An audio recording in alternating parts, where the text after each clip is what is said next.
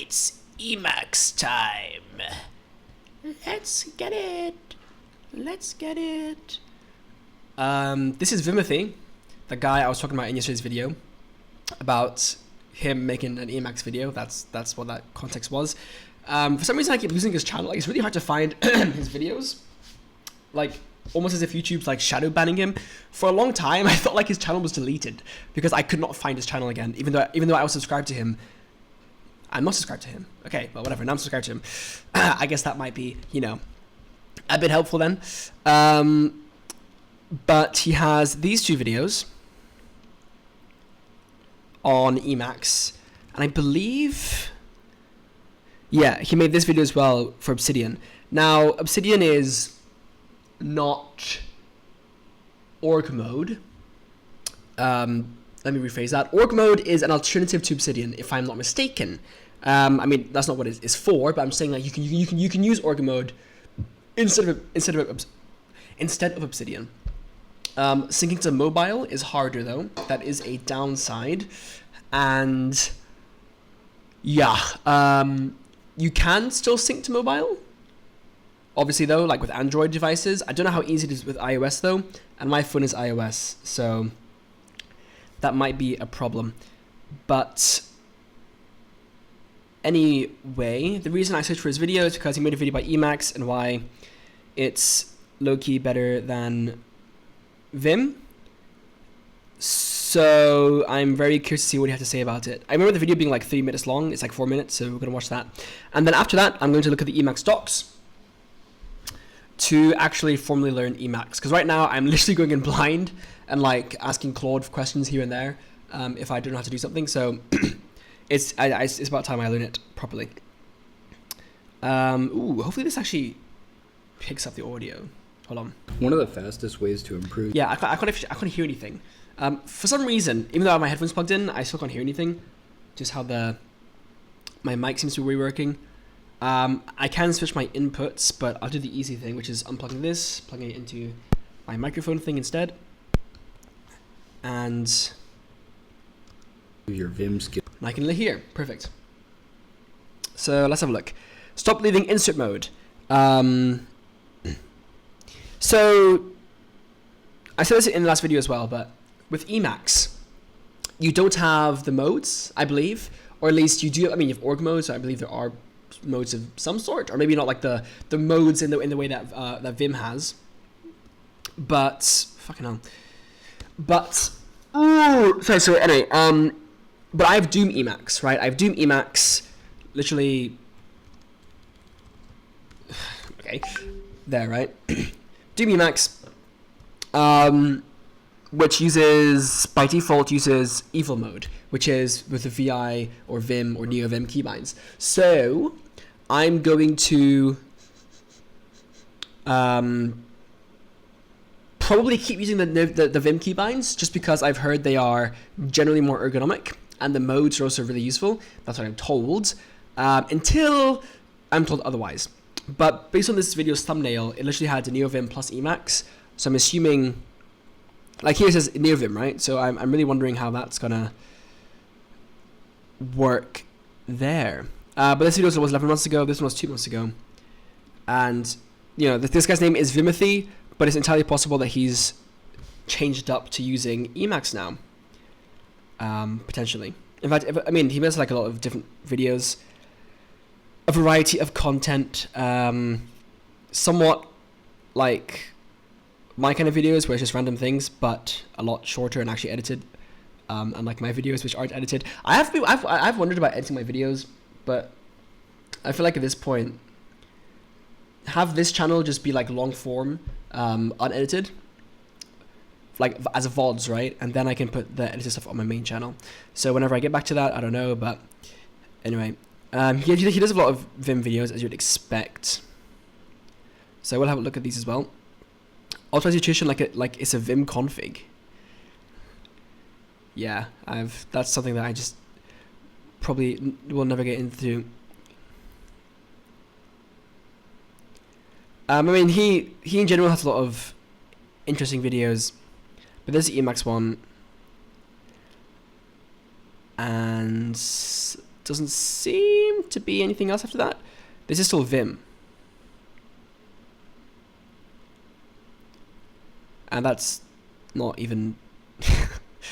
Yeah, anyway, so I'm curious. Apart from this guy, the other one person I know who uses Vim, who uses Emacs to any degree is TS Soding, or Soding, however you pronounce his name. I don't know any other YouTuber who isn't a tutorial YouTuber who uses Emacs, so I wonder how that will... Well, I wonder if it's anything from him as well. I downloaded his video on him setting up his Emacs, but he doesn't use Doom. He just uses just plain Emacs, like this one. Like this is the Emacs, right? And I don't know if he really has many videos on that. But whatever. Obviously, as I get more familiar with the Vim concepts, Emacs concepts, as I will with the docs, I can also look deeper into that, like look into specific things on articles and videos on org mode and I don't know whatever else Emacs supports, because I hear it has a lot. Tree sitter, damn.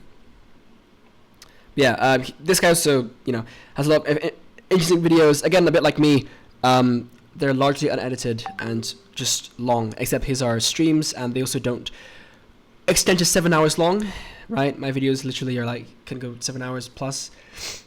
Also a lot more rambling, because I'm not streaming, I'm just recording, whereas he has a live stream.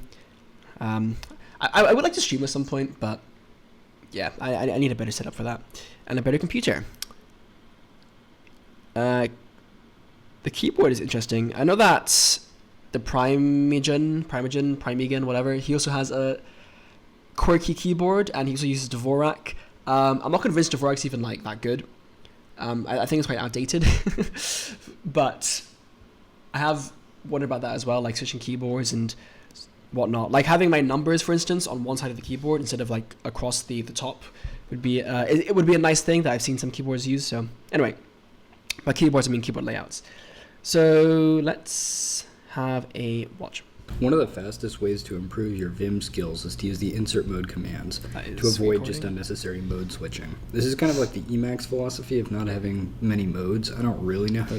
Oh, okay, so he's doing this in Vim, but he's taking inspiration from Emacs. Okay. Emacs works, but I think they kind of just stay in one mode and have a ton of commands. So I'm going to get the useless... He doesn't know how it works. Oh, okay. Shit. Well, let's keep going. Ones out of the way first. That way I can tank my retention and stay as a small niche YouTuber. I think they kind of just stay in one mode and have a ton of commands. So I'm going to get the useless ones out of the way first. That way I can tank my retention and stay as a small niche YouTuber. My audio's really quiet, I don't know why. I'm trying to see what language he's using. This is Lua. I didn't know Lua had objects. A lot of people have been telling me that the Primeagen reacted to me and I'm going to blow up, but yeah, I don't know. I like to help smaller Vim YouTubers out when I... Did he do that? Vimothee, the Primeagen. I mean, he has 48k subscribers. Obviously, it's not a small amount, but it's also not anywhere near the Primeagen. What video was that? Okay. I had no idea.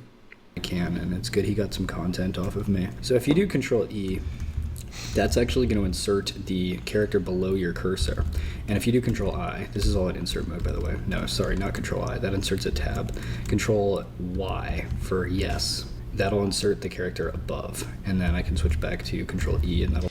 Now I remember. Yeah, so this video is essentially just a bunch of keybinds you can use alternatively to switching modes, right? So rather than switching modes, you just use different keybinds and they can do the same things as you would be able to do while switching modes. However, I'm not convinced this is a good strategy. Obviously, if you get used to it and it works for you, fair enough. But generally speaking, one of the good things about Vim that is praised for is the modes, because you can easily switch between typing, then go out and do whatever you want, then switch back in. I feel like it's quite... even as someone who's tried using keybinds, for example, in VS Code, to... Well, because in VS Code, there's no mode, right? I mean, for just normal... I mean, for any editor, whatever, just using your keybinds that come with your computer. Obviously, this Vim would have more options, but like it's just really slow and kind of hard to like do. Whereas if you have the modes of like, now I'm typing, exit, now I'm doing my thing, insert, you know, like that kind of thing, I feel like that's a lot easier, but also just like potentially more efficient. I don't know. And you're spamming control a lot less as well, which is good for the fingers, I feel. So that was that. I can't believe I'm not subscribed to this. I could have sworn. Anyway, then there's this video, which is actually about Emacs. The other day I made a rather insane claim, which is that the behavior rabbit hole is more fun and deeper than the Vim rabbit hole. And I know, it's wild. I'm Vimothee Chalamet, of all the people to say that. And maybe that gives you some idea. So let me give some background on behavior, what it is, and why I think that. So I would call it, personally, like psychology meets math. Is this even about Emacs? Or is it about philosophy? It's like if those two had a child. And I'm not like... Oh my god, bro, he baited us. He baited me. What the hell, Ken? What's going on? Okay, never mind then. No Emacs there. That wraps that up pretty quick. I want to have a look at this though real quick. This is my game engine, Origo. I've been working on it for like the past 6 months. It's written in C++. It's using OpenGL as 17 years old, C++, OpenGL. And I'm guessing this is... Oh, I'm GUI for the UI, but we'll see. Distracting myself with the recommended and the comments. its backend, and yeah, I guess I can show off some features. How did you, just real quick, how did you get that effect where you're kind of fading to black at the bottom? That's just the skybox. So, wait, I can show you in the textures, or no, in the editor.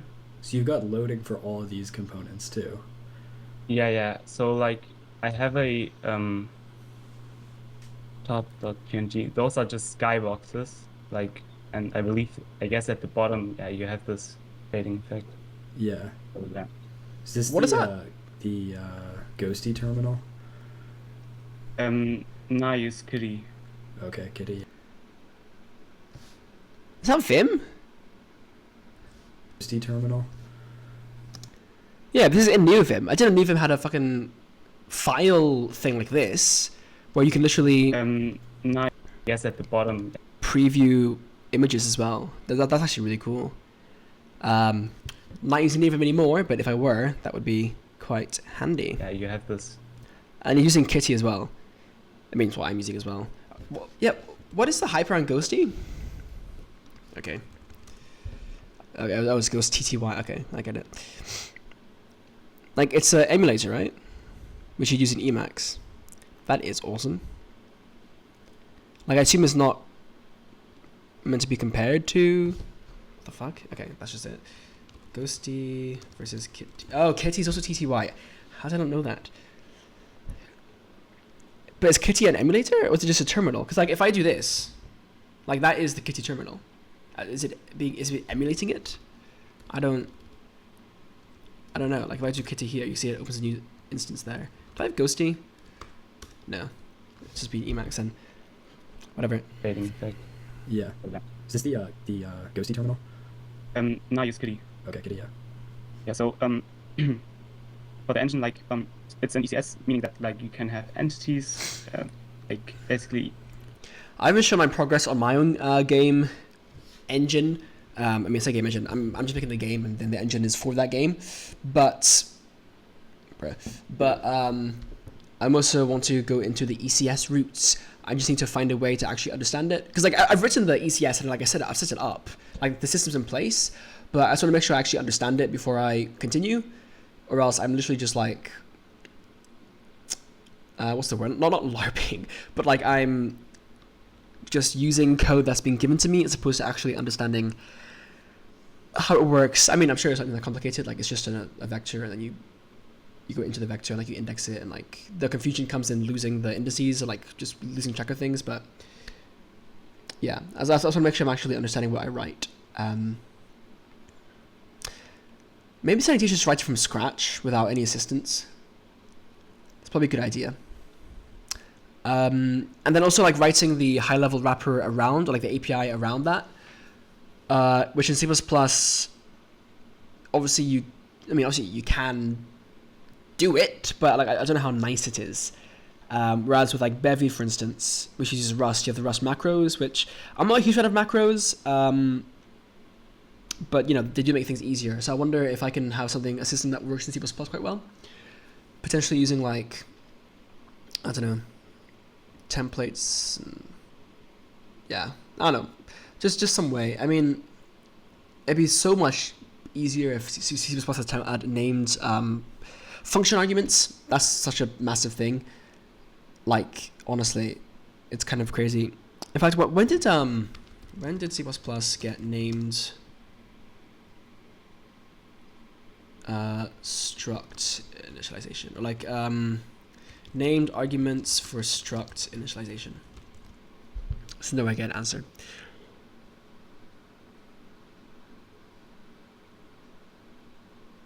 Designated initializers.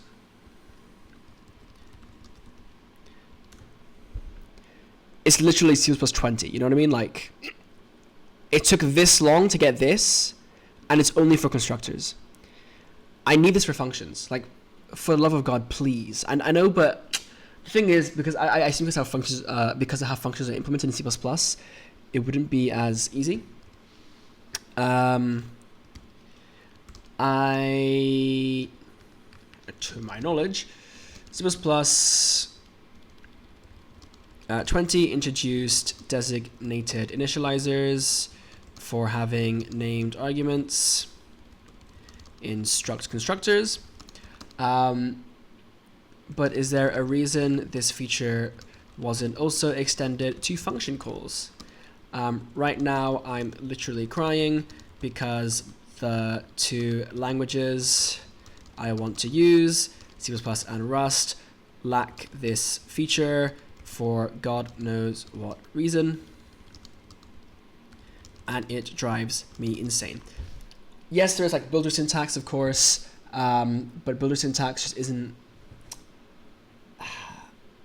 I mean, like it's fine. It's just pain in the ass. It's just pain in the ass, and there might be some issues with how C++ constructors work, and like how you need to feed arguments directly to the object when you construct it, and you can't just have a function that builds.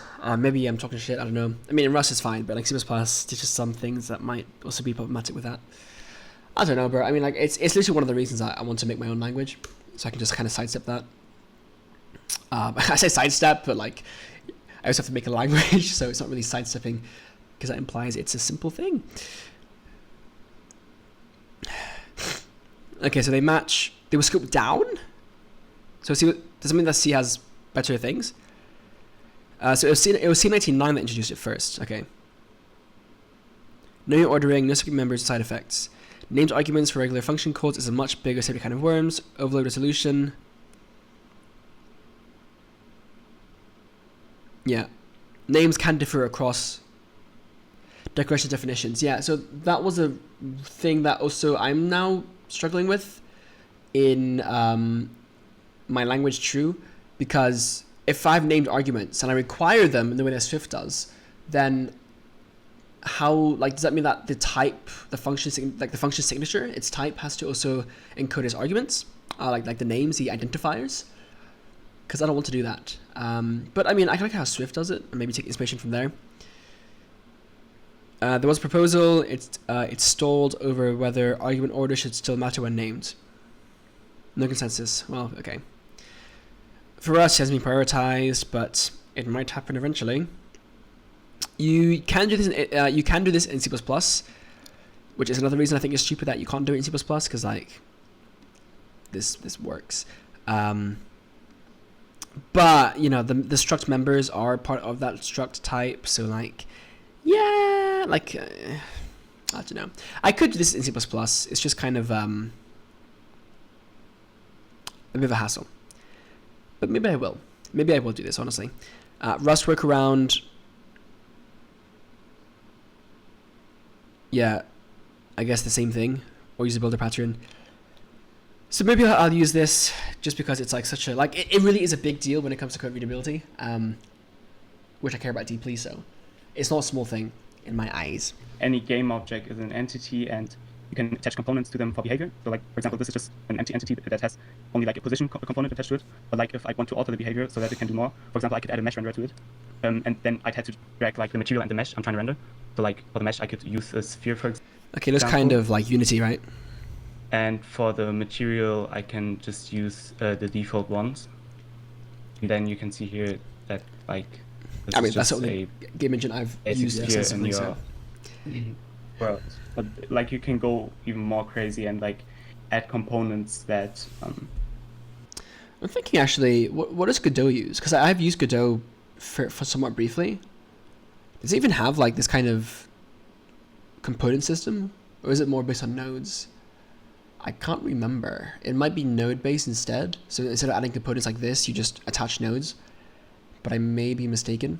There also are properties, and the way it does properties is kind of frustrating. Not the nicest way, but like just something about like the UI for it is just really frustrating. Yeah, but like I'm thinking like other, because like when I think of game engines, this is what comes to mind. This kind of Unity way of doing it, and I believe Unreal Engine is not too dissimilar. But also, I wonder what does this use C++ as a scripting language? I guess are more complex. For example, the particle system, right? And the particle system only really gets active as soon as you run the game, and like you can configure a lot of parameters So who is this guy? in here. Yeah, it's on GitHub, good. Right, so like It's pretty smooth, yeah. actually, for how many particles Yeah, it is. SalarAlo 8. yeah, it's running at 20 FPS. I guess it can be faster, right? But yeah, like you should still be able to select it. But it should just display. No credit for that one then. And It has a text editor. I wonder if it has Vim. It doesn't look like it. next to that, like I've programmed my own interpreter. Wait, so that's a language, right? It looks, I mean, obviously the quality's shit, but it looks like C++. And I wanted to like Mind you, component in capital dot define. support That's a name. native ECS control structures, so that it's like more intuitive and more easy for people to program in. In Yeah. what you mean? And know in my own language. Gotcha. So you're gonna have a DSL for this. I've programmed an interpreter for that. I can show you that. Yeah, sure. I'd love to see that. Actually, Okay, cool. So he just does visual language as well. if you want to talk about a bit of like the architecture behind this, I would love to see. It's called Noct. This is so awesome. Based in Germany. Yeah, I did guess by the accent. Early entry computer science student at the University of Really? Is he still 17? I mean, this video was 4 months ago. God damn! But to get to University at 17 is kind of awesome. Duly enrolled while completing secondary education under Germany's Studium. Excuse my pronunciation. Currently working on my game engine, Origo, my text editor, TED. Oh, so he's making a different text editor too. God, it's like there are components to this, which is kind of cool. I mean very. Game engine architecture rendering system, C++, Haskell. Okay, so that gives me faith in the language he's making. Interpreters and compilers, OpenGL and graphics APIs. Right, so this is Origo, which is the... Okay, it's actually exclusive to Linux as well, which is interesting. I wonder... Honestly, thinking about game engines that I would like to use, I wonder how serious of a project this is, or if it's more just like for learning. Because like if it's like a proper game engine, that's like, you know, like that's actually competitive with the other options.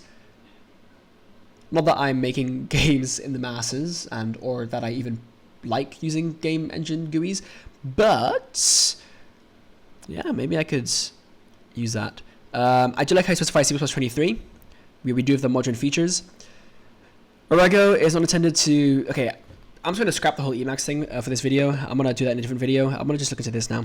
Origos are intended to compete with established gaming images that choose to go. Okay, well, look at that. It is a learning project developed for a submission to the CV tag 2026 at University of Koblenz. Well, I do like how straightforward that was. So it's for university? Is this a kind of like competition? It's translating. Date of computer visualistics. It's passed. CV? Alright, not like CV.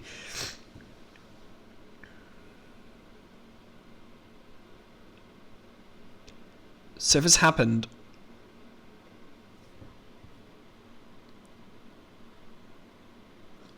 I can't understand German, unfortunately.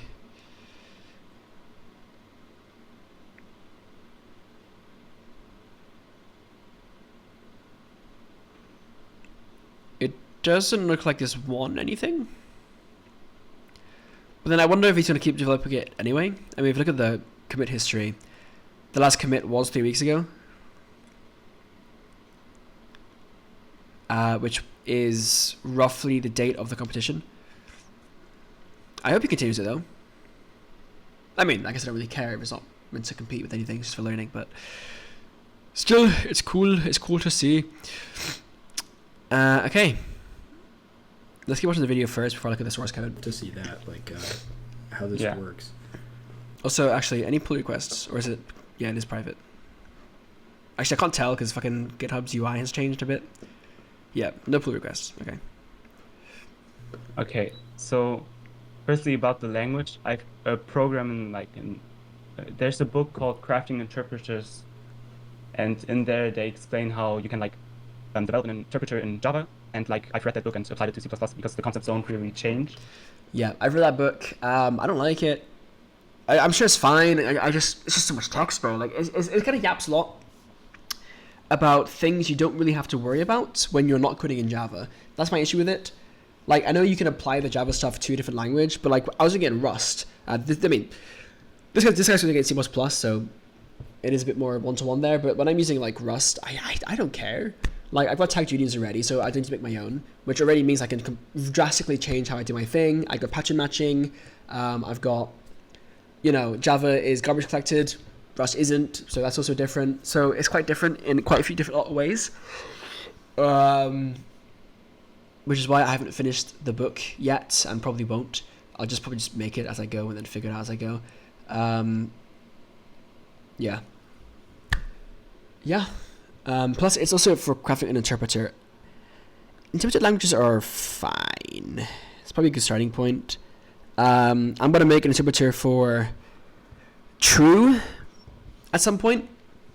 Once I am happy enough with the syntax. I'm still not sure how I'm going to do classes and types, but I do have the function syntax down, so I can at least start there, right? Like, it'll be procedural, so it'll be line by line. I already know that.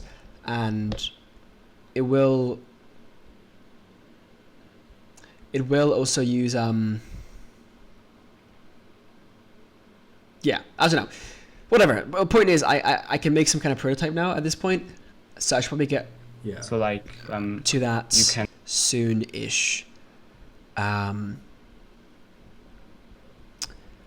There's a question of whether I'm going to actually make anything in my language, because I do want this language to do something, because it's not just for learning purposes. It is genuinely to try and see the flaws that are in the current programming space that particularly annoy me, like it is like a personal thing, and then to fill those or fix those issues in this language and then use a language, right? Because I want to be able to program in a way that I'm happy with, hence the language.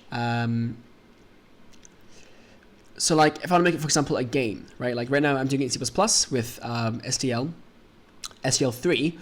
If I were to make a game in True, I would need to be able to do interop with C++, or at least C, but in a way that's nice. So I need to figure that out as well, because God knows I'm not rewriting all these libraries in my own language that no one is using but me. It'd be a lot better it'd be a lot more likely that other people use it hopefully, would be nice, right? If it does have nice bindings as well. Well, I think it was Swift. Yeah, it was Swift that I looked at yesterday.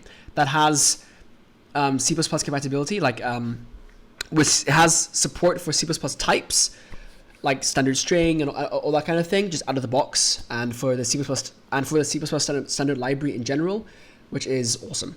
So something that Rust I don't believe has, even though C++ does have a stable API, and it just means that people can interrupt with their C++ projects very easily. And the Swift compiler itself is 50-50 Swift and C++, because I guess the interrupt is just so decent, at least. I also wonder what that has implications for in terms of the automatic memory management. I wonder if C++ can be a way to like escape that, because that'd be good for me as well. Because like I've wanted to use C#, for instance, to make GUI, or Java, but mostly C#. But my issue is that the interrupt with C++ is just kind of a pain in the ass. You very much have to rely on like DLLs, and I do not like using DLLs to make an app. Like I want everything to be as native as possible. I don't have, because like there's so much that can go wrong with DLLs, let alone the security issues. So if I can have a language that lets me, like Swift, well, specifically, if Swift can let me write a front end in Swift and a back end in C++ and have that interrupt seamlessly, that would be perfect. And I would switch to Swift in a heartbeat for like GUI projects. And I liked True to be the same or similar, whatever. And I can show you an example. This is like a script in my language. Okay. The language is called Noct, and The language is called Noct. Class, node, function, init. So it is C-like, let's say, C++ like. Yeah. Interesting. So there's no types, or at least the types are probably, I mean, it's probably dynamically typed, or like if it's not dynamically typed, it's at least very simple with its types and relies on the compiler to choose them. I'm making assumptions like hell right now, but this is like just basic OOP slop, right? Like you can see it right here. And yeah.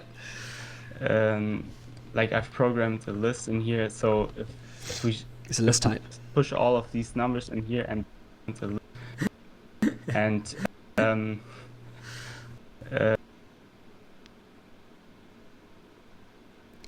Okay, vars are variables. I don't see a lick of typing. like I've programmed a list in here, so if we push all of these numbers in here and then print the list, you should. I'm curious. How did Vimothee find this guy?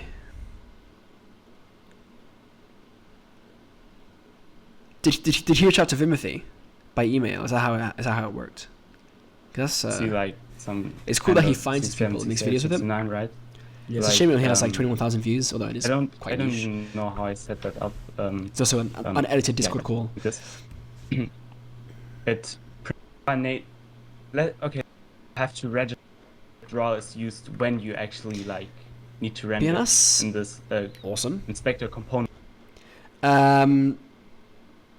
Cool. So let's have a look at this.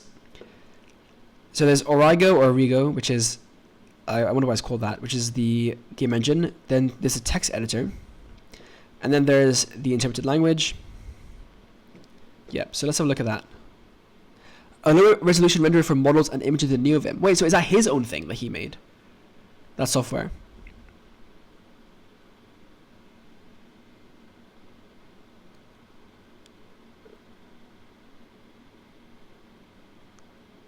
Is it low res because of NeoVim's limitations with well, because it's terminal, right? Yeah, it must be. But it's good for like quickly seeing things.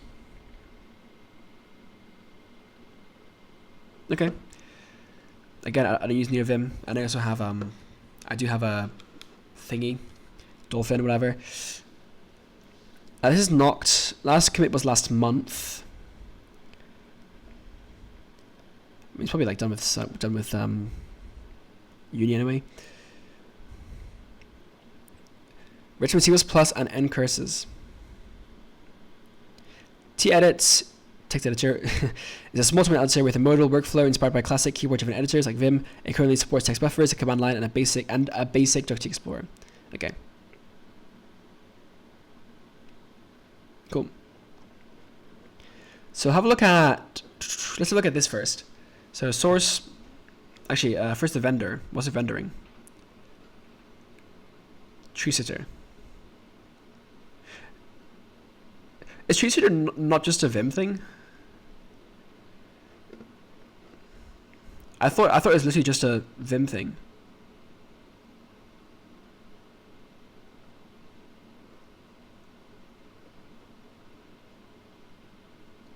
No, it's for things in general. Okay, I didn't know that. And it's coded in Rust and C for some reason, and C++ for some reason, and TypeScript for some reason. I guess that's the website. Cool.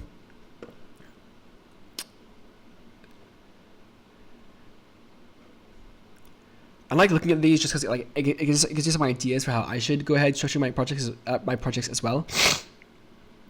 Holy moly. Holy moly indeed. What's he used for the GUI? I wonder. I assume it's on Linux, right? So include terminal. He does capitalize the files, which is interesting. It's something that I've thought about doing, but I don't just conventionally now. But I could change that because I think I do prefer. How am I highlighting that? I think I do prefer the capital letters. I mean, I prefer Pascal case in general, to snake case. So, and camel case. I prefer camel case and Pascal case. Include editor, rendering renderer. These are also spaced out. It's interesting. I'm guessing it's by directory or whatever. Int main. T. Sick. T edits renderer. Yep. Constructor render. Got a space here, which is interesting. That is interesting actually. Having the space. Editor. Create render context. While not just so looks like a pretty standard what do you call this, like GUI kind of opening thing. Also, I just realized it's a terminal tool, right? So it wouldn't have GUI anyway. But my point stands. PCH? What's PCH? Also, what is ncurses? It's a programming language for creating TUIs that work across a wide variety of terminals. Yeah. Interesting. I wonder if it's worth making a GUI, like a TUI game engine? Probably not. Nah, probably not. I mean, I'm a fan of TUI in general anyway. Like, I prefer just typing in the terminal, and then if any GUI, I want GUI. Yeah. Because like TUI is usually just worse GUI, and I only use it for like if I happen to have a terminal based tool that has like very minor usage of GUI, I'd say, or like TUI, whatever. Some kind of visual user interface. Okay, what is PCH?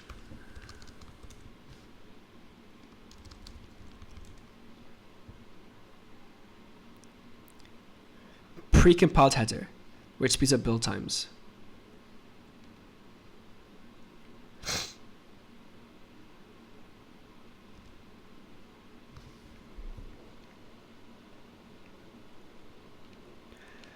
Why does that work for that?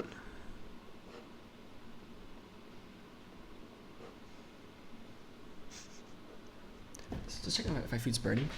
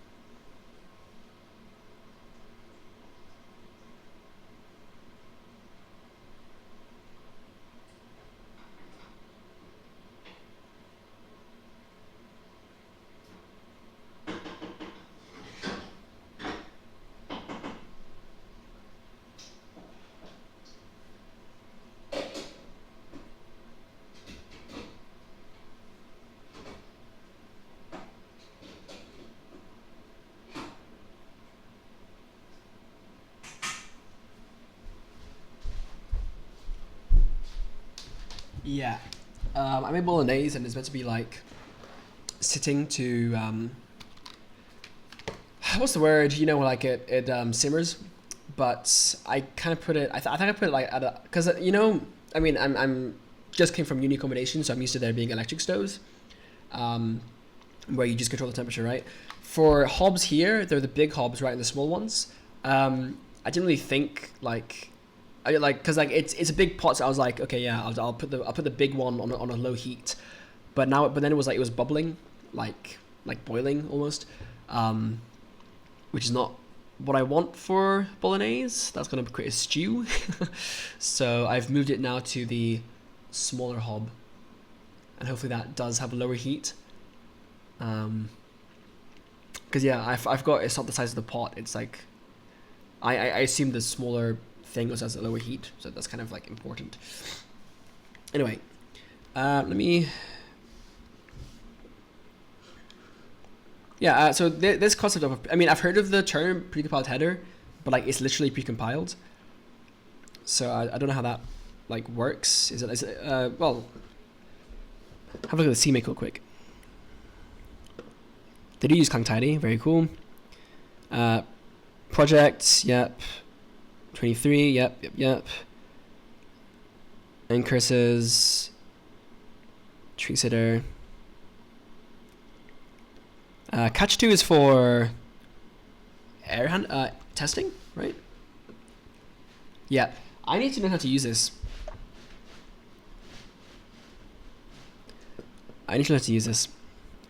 If I intend to keep using C++. Okay. Yeah, target precompiled headers. Yeah, there. Interesting. So, I've come across this project that, this C++ project that has a pch.hpp or cpp, or no, it would be hpp, right? Yeah. Based suffix. Honestly, so far the code looks pretty, I mean, I've seen like fuck all, but like it looks quite well built, right? Which is good because I could really use some good like examples to follow for my own projects. That has a PCHPP, which I understand to be a pre-compiled header. How exactly does this work? I see it can be set up with CMake. These are the headers contents. I mean, there's very little in it, so I assume there's really not like much need for it in this case, unless it really does benefit just having all these standard library things, because like all of these are a standard library, and also the curses library, in curses, but keybinds, holy moly, fuck me, that's a URL. Yep, brain fart. Where's the copy button there?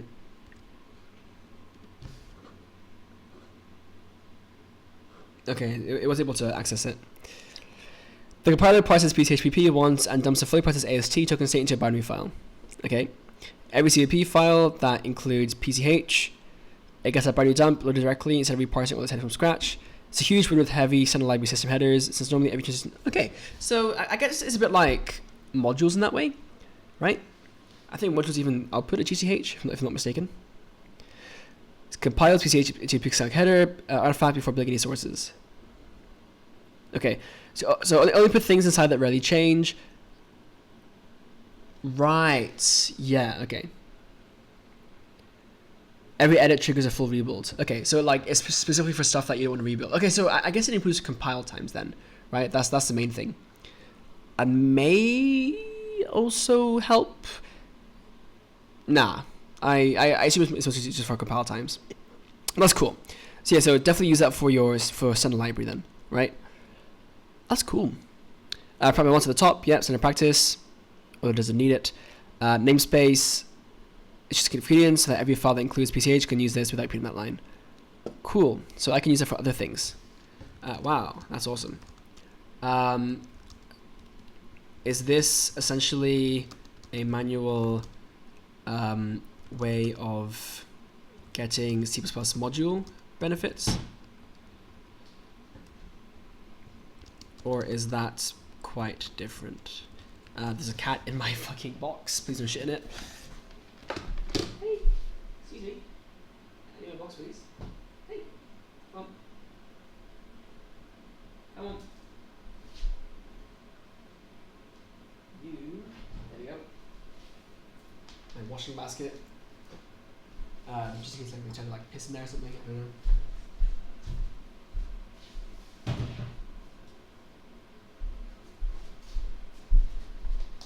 Man, the cat's so weird. One of them likes me because I fed her, I guess. One of them is really scared of me, like, even though I don't do anything to them. And then there's the other one, which is the one boy, the one brother, who just never shows himself to me, like, ever. No, down. They also walked across my keyboard one time. That was awesome. Come on. No. Ooh, don't do that. Ah!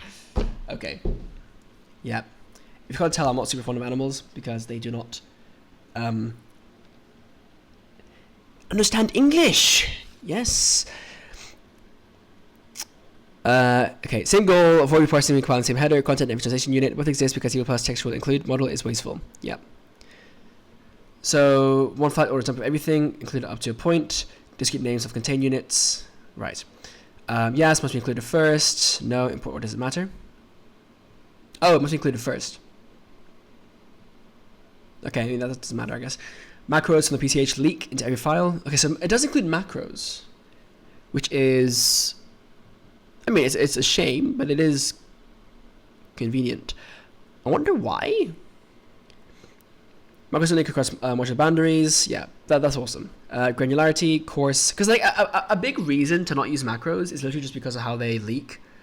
I mean, you can like make their names really cryptic, so it doesn't matter, but it would help make headers, not headers, but like module libraries less cryptic because they don't have to like use like really cryptic names to avoid namespace collisions. Granularity is a single pre-baked translation state, which is coarse, whereas here each module has its own clean interface. Sure. Rebuild custom change. Any change in PCH invalidates it for the whole target, whereas with modules, only files depending on the change of module need rebuilding. Okay. Sure. Compiler specific format. Okay. Whereas here it's in the standard, so it's a lot more a thing, right? I do want to use modules. I just don't know how well supported it is, but it's something I should look into. Okay. I don't know how well supported modules are at the moment. I use Clang.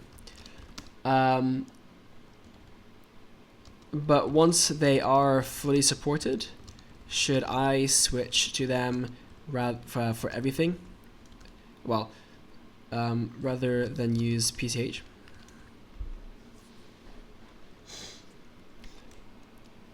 Really exciting times here in the C++ space. It's very interesting that, because like I only started using C++ 3 years ago, right? Which is the C++ 23, and like in that era, like so much new stuff is happening, like big things. No. Right, CMake also needs to support it. Yeah. Most third-party libraries don't ship module interface units yet, so you have to write them yourself. Ooh, okay. No. You need to go away and stop trying to get on this table. For the record, I'm not being abusive. They are actually not meant to be on the table either. I've been told by my aunt. And I don't want you like in my walk and stuff like that. So, I mean, I need to move them anyway, but I digress. Reading your dependencies. Yeah, okay. Yeah, your editor as well wouldn't necessarily work with it. Cool. So I'm definitely going to use PCH. I had no idea that was a... I mean, I knew it existed, but I didn't look into it to any like extent. So I'm gonna save that for later. Anyway, let's have a look at the core. Nope, never mind. Editor. See how this is structured. So is it a class? This doesn't include PCH, which is interesting. I wonder why it wouldn't. And it supports these explicitly. Imports these explicitly. Explicitly, holy shit. And also, yeah, why is it repeating things then?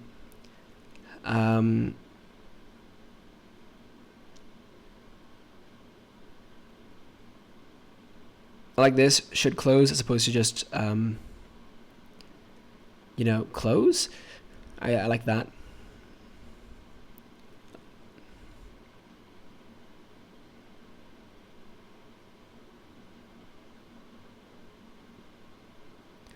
You have sets.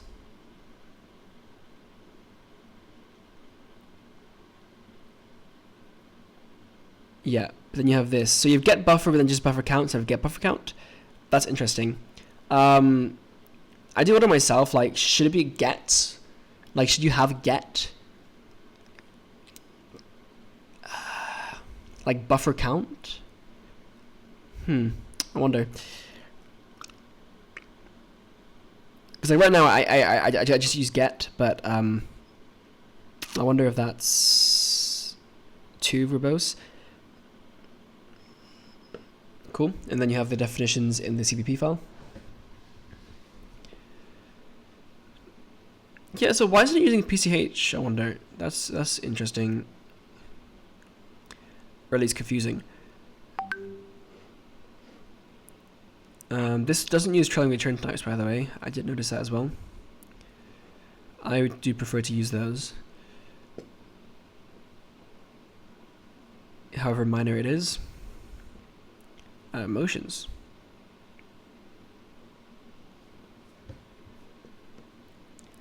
Why is there a whole class for that? It's an eye motion.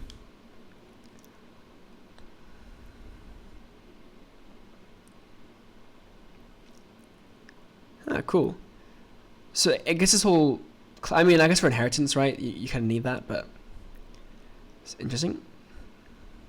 Syntax. Yeah.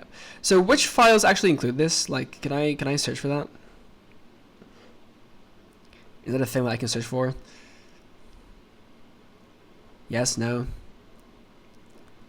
Core maybe. Helper. No. Terminal. This is platform specific. This is weird. Why did none of these include PCH? It's very interesting.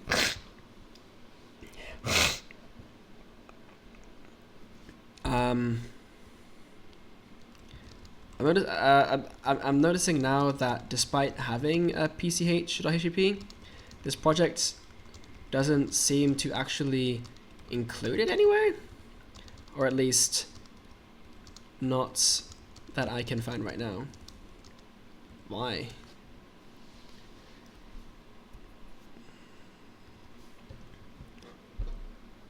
This was 2 months ago, so it's not even like a new thing.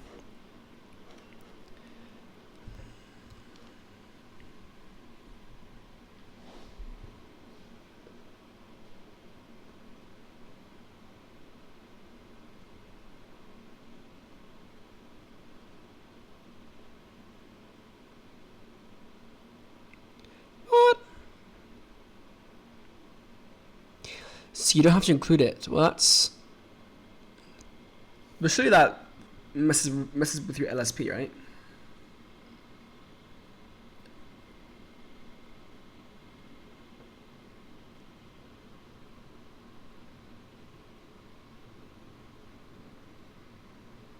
Okay.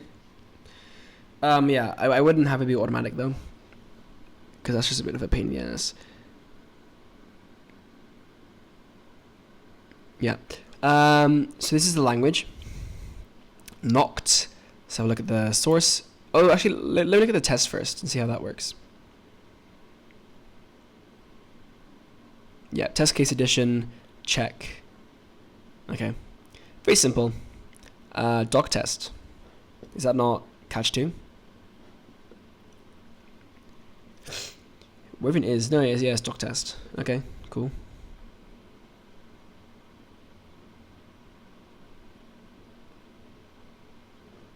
One header? I wonder why he vendors them as opposed to Git modules. I guess because why not?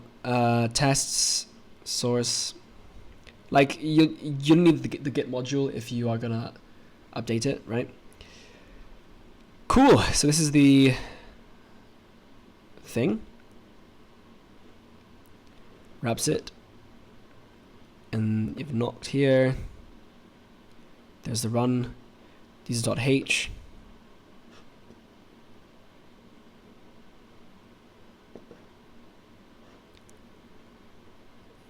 Ah, so there's a namespace here. So it looks like a class, but it's not. That's interesting. An interesting choice. Have a look at the Lexer.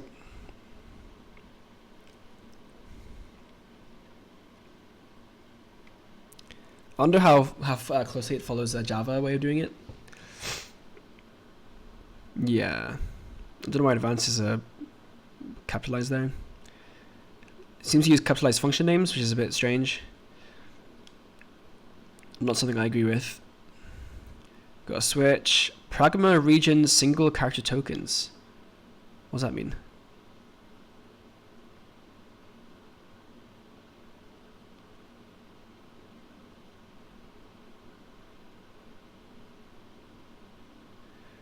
So that's just for like documentation?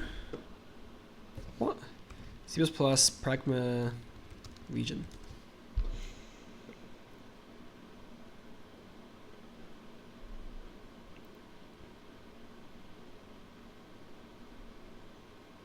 So Visual Studio only.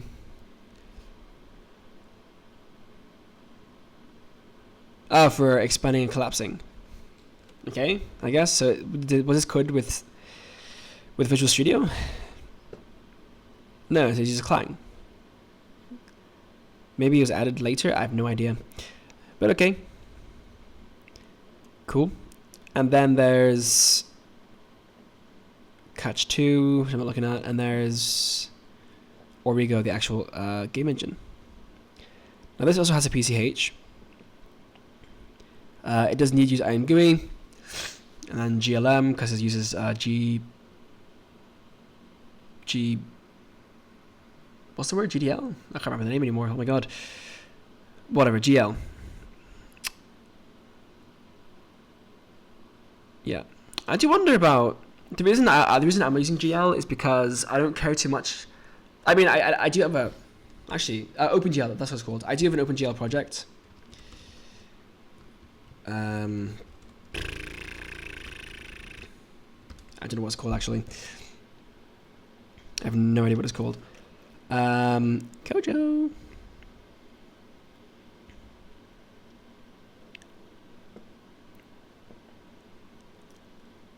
Here. Yeah, so I mean, there's like really nothing to it. I was just playing around with OpenGL because I was following the tutorial. As you can see here. God, I just hate looking at C++ code. Yeah, so the reason I'm using SDL is because I don't want to have to faff around with actually doing the graphics myself. Not to mention OpenGL uses a C API as well, so it's like, fuck me, I can't be arsed, bro. Yeah. Obviously though, if you're interested in graphics development and whatever, graphics programming, that's really good for you to do that, but I am not. Hence SEL3 I think is pretty cool. Same with Raylib as well. Raylib's also another cool option, but I believe SEL3 is more flexible, so that's why I prefer it to Raylib, at least for now. Yeah, look at a random thing here. Let's have a look at the... Actually, how does IMGUI look? I'm quite curious. Okay. Well, never mind. It's probably just used somewhere else then. Renderer. Yeah, that's gonna use a lot of. Well, that's got to be the actual graphics API, right? Core. What's the logger like?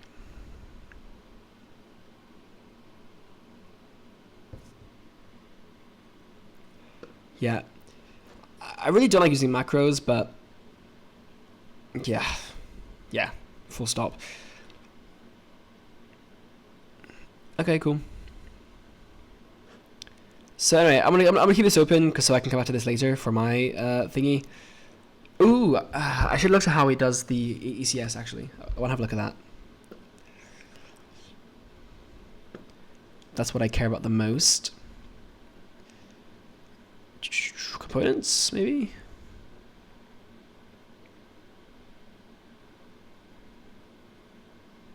Systems. Not quite. Those are the components. Where's like just the system itself? Core.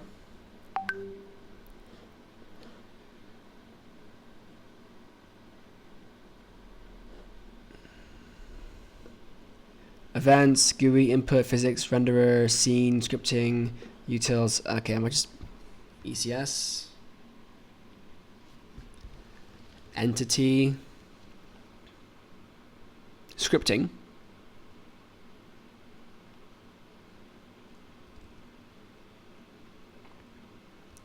Component.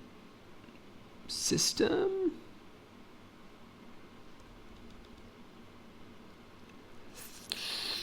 Gah. Where's the actual system though?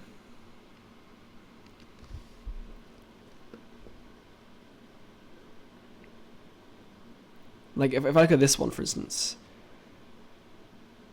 Yeah, it just derives from it.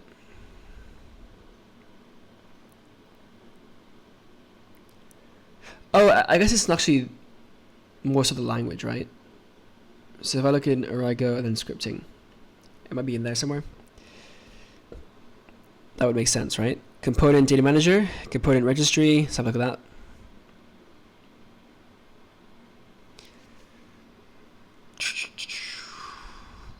You got a vector, find by asset. These are functions, right? These are functions. Where's the actual data? Here, we have a map, descriptors, and name to component ID. Okay, cool. Bunch of helper functions. Descriptor. Okay. Entity handle. What does that entail? Has the scene ownership. Okay, cool. The RID. What the hell's that? What is an RID? Bro. How is that like, bro, English? Relative identifier. RID versus UID.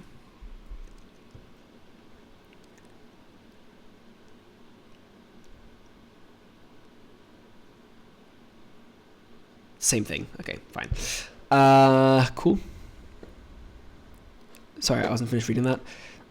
So you got the owner scene, an ID, and then the generation.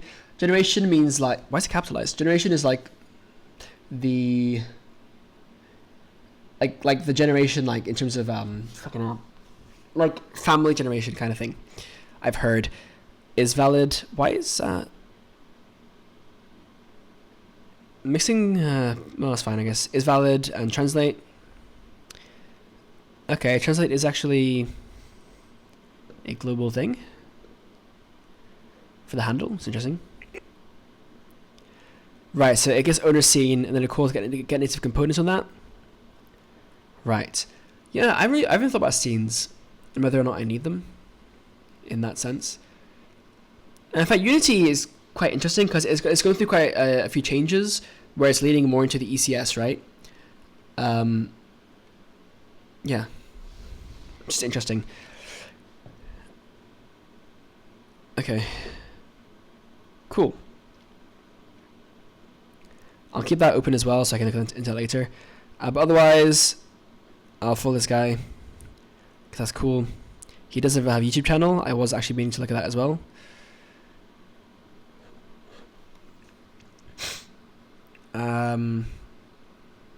What other projects? He's 11. NeoVim config. Dot files. Have a look at those actually real quick. Running techniques. Game of life. Cool. JavaScript++. God damn, maybe he made a JS interpreter. Well, so he actually used Rust before as well with Bevy. That's cool. 4.28k subscribers already. So, you know, not a nothing burger of a channel. He made a brainfuck interpreter.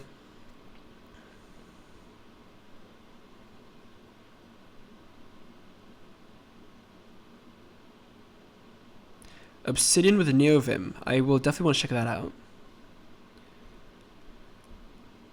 Is this just like a challenge, or is it like a legit thing? Have a look at that as well. Not from scratch. Habits make your code better. I'll look at that. Stop using hate.h. Use .hpp. See, exactly, right? I like it. He actually puts attention into the code as opposed to just writing shit code. Definitely would like to look into this. This would be a good video to watch then, actually. Building an ECS from scratch. I'll have a look into that. Nice! This is a gold mine. I like this. I like this a lot. Coding the file explorer for my C++ text editor. Cool. A-star, pathfinding, JSON parsing C++. Cool. Building macros for my text editor. Clean archrice.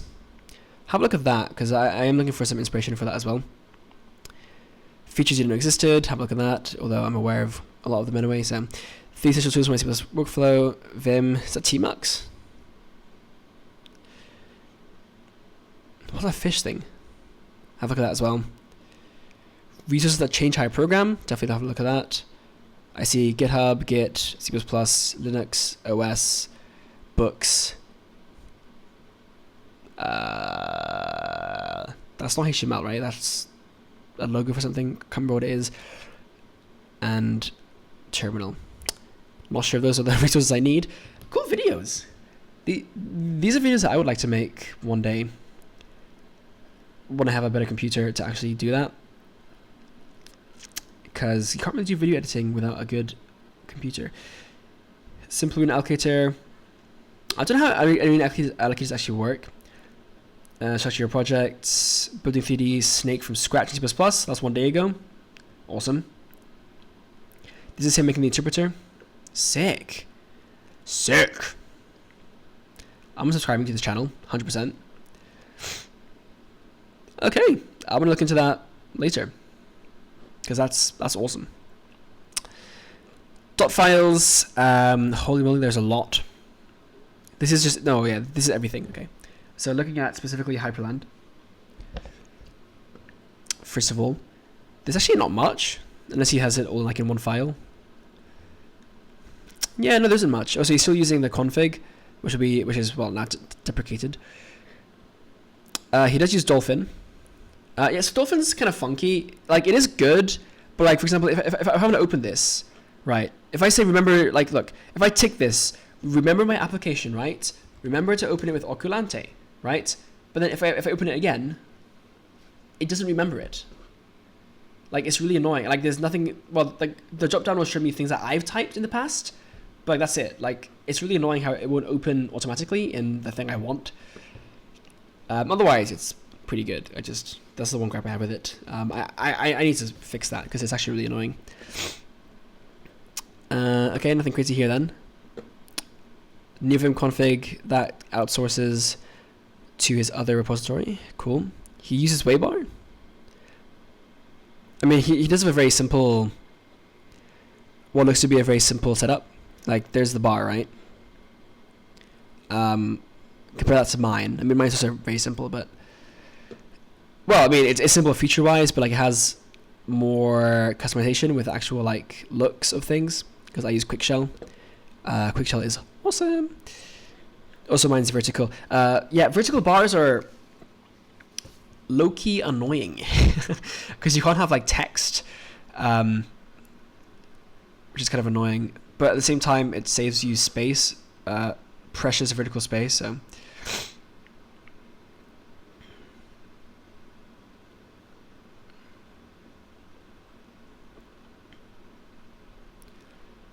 he uses Rofi and Wofi. I think I use Rofi. Mine is obviously. Actually, do I use Rofi? I think I do, but it's very basic. Hold on. Theme selector. What? There were themes this whole time. I don't know. There's a theme selector. I was just using the default because like I genuinely didn't think I could use anything else. Bro, if I knew this, I would have done this ages ago. Okay, now we're ricing, I guess. Fucking hell, some of these look absolute ass. Ooh, that's not good. That's also not good. Okay, but if I knew this, oh my god, I feel like such an idiot now. I don't like curve blocks. It's cute. Wait, so this is riceable just within Rofi itself? I thought I would like need to like make like my own Quickshell thing, like hook that. That's crazy. This is. How did I not know about this? How the fuck did I not know about this? This is a cool theme. It just shows dark mode. That's cool. A sidebar. Bro, what are these themes? Like, it's actually unreadable. Indigo. Somehow I went back a bit. Material. Solarized. And solarized. Okay. God damn. I'm so annoyed that I didn't know about this. Okay. Let's go with this theme for now. So Alt A. So now if I do this, yeah. Nice. I will customize it more. I had no idea. I'm still so annoyed about that. Same for this, right? For my command menu, yeah. What is Wofi though? I know Rofi. I don't know about Wofi. Do I even have Wofi? Nope. Have a look into that. Themes. Damn. Yeah, I need to get into that. I mean, I could use Quickshell to make like a more complicated one, but I really don't need anything special. I just need it to not look horrific. How does this work, by the way? Is this a Neovim or is it Obsidian? Bjarne's Straustrup podcast. Awesome.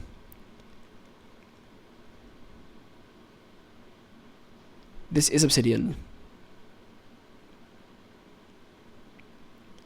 How'd you get this like it to look like this? I need this. Dennis and Straustrup low-key buddies. Dennis helped with the cons keyword, said he was called video initially. I'm not familiar with a podcast. In a second. Okay, so I want to look into Wofi. Okay.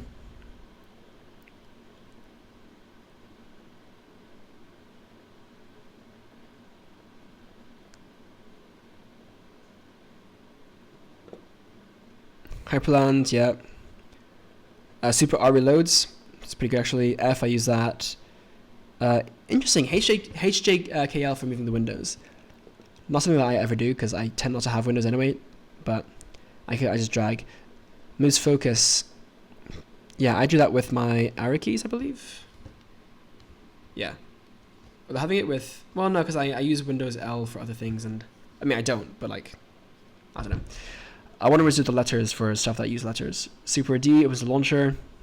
Mine's A for app. Return opens kitty. Super return. Huh. Mine's cute, but yeah, cool.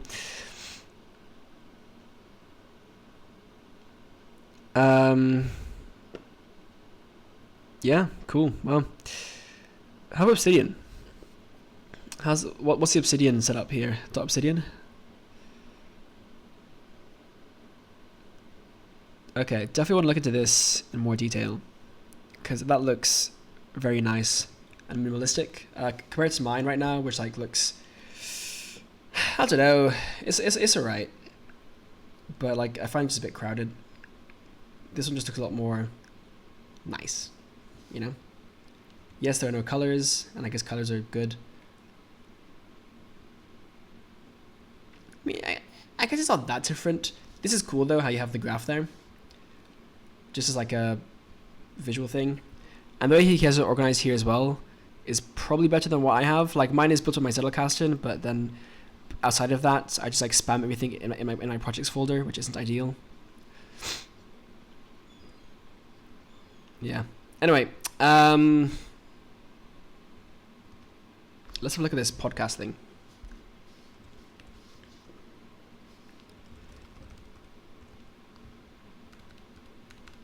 Yeah. So V equals what?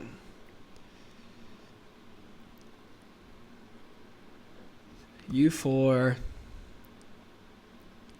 6F J2 B capital J dash CO. Oh, for fuck's sake. We were so close.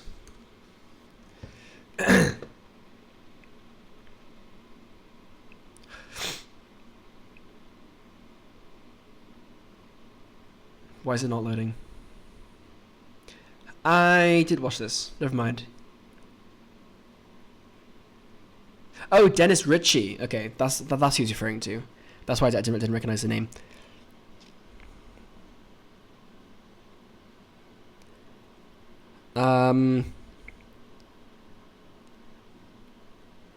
Huh. Very minimalist note-taking method. If you look at my notes for well, the exact same thing. Bjarn.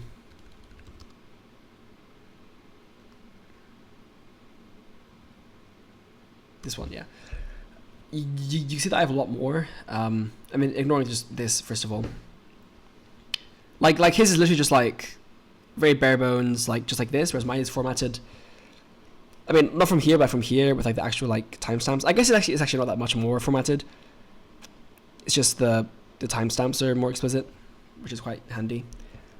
But like his way of like writing, like Dennis and Strauss are lucky buddies. Also Dennis, and like this shows code was just trash. If I pointer plus metadata, like very simple, right? Whereas mine is like paragraphs. Just generally, it's a thing. The thing is though, I've tried using like more more condensed, compact, brief ways of note taking. But I just always find them so hard to read afterwards and like understand what the hell I was thinking at the time.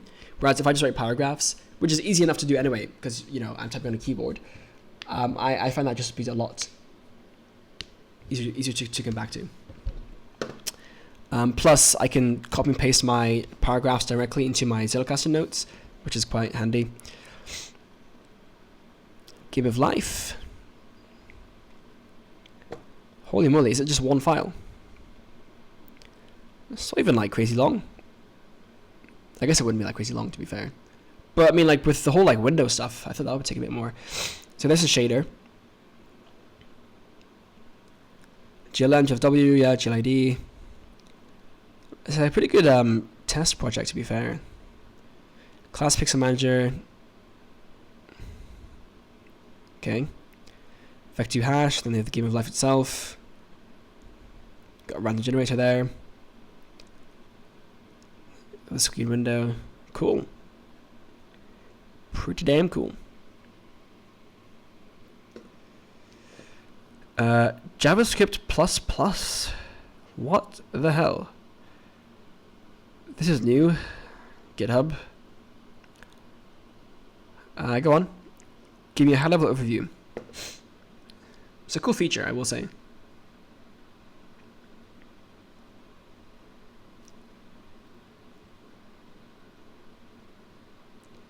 It's also a slow feature. Bro, I don't think the file... Actually, is it that big? If I switch tabs, will it close it? Yeah. Kill me. Yeah. Okay.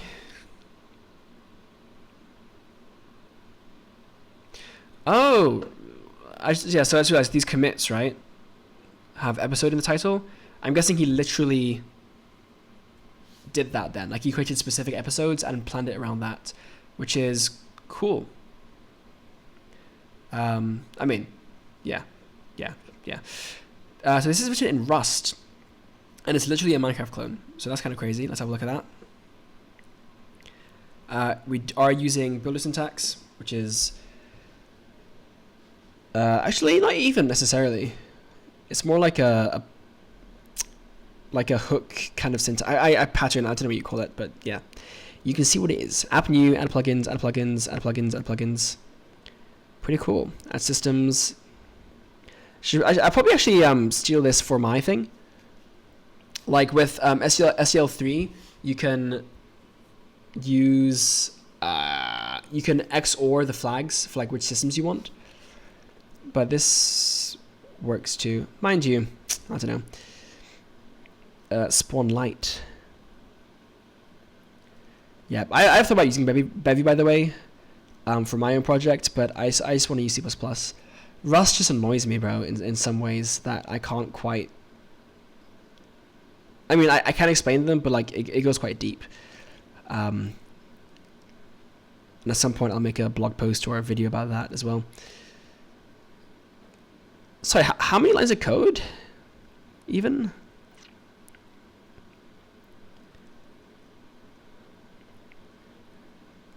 I mean, like I'm not familiar with how Minecraft even writes, but I always would presume it had quite a bit. Granted, it's probably like a fairly bare bones clone, but like const even just pisses me off. Impl. Yeah, I don't like how structs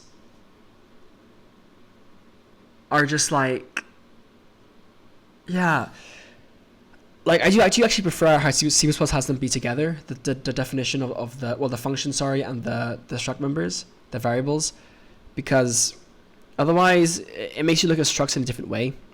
I know like it's pretty, like it doesn't really matter, but like just conceptually, when I have structs be separate, I think of a struct as a struct, whereas I think of a class as like an API, right? It's just hard to explain. I need to just go through that process. Like I was making a terminal-based adventure game in C++ for I think Plants vs Zombies. Sorry, in Rust, not Bevy, but just like Rust terminal, whatever. And yeah, I really just didn't like it. Unfortunately, I made it on the ferry, like while I was on a ferry, so I didn't record any of it. But maybe at some point I'll make a video where I go back into that in more detail. Anyway,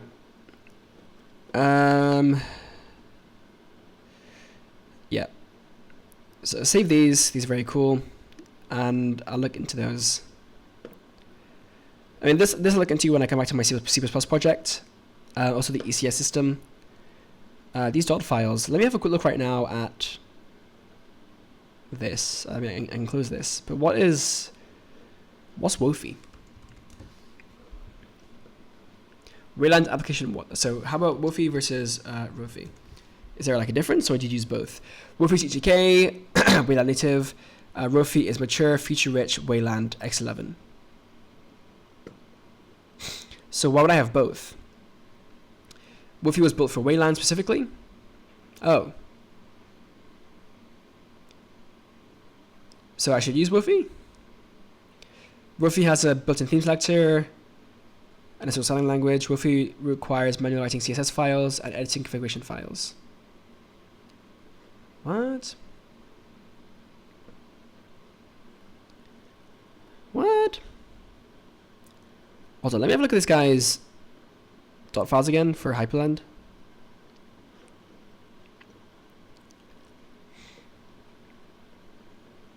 Menu is Rofi. So does he even use Rofi? Yeah, for a D. So then what's menu for? He doesn't use menu. It's weird. Okay, I guess.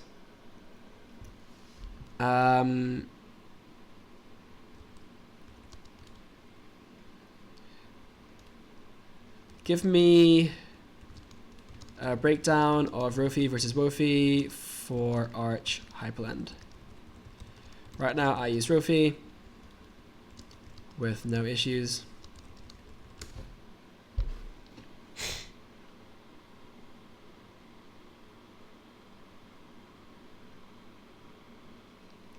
Rofi is native for Western Wayland via the Rofi Lebanon Wayland fork. Okay, more mature, more features, larger plugin ecosystem. What plugins? Bro, what's going on, bro? Wofi for Waylands, lighter simplicity as base theming. Few features, less actively developed. Okay. Wofi is more correct, but Rofi works fine, but documented. Okay. I wasn't even aware that Rofi had theming until I happened to see, what's it called?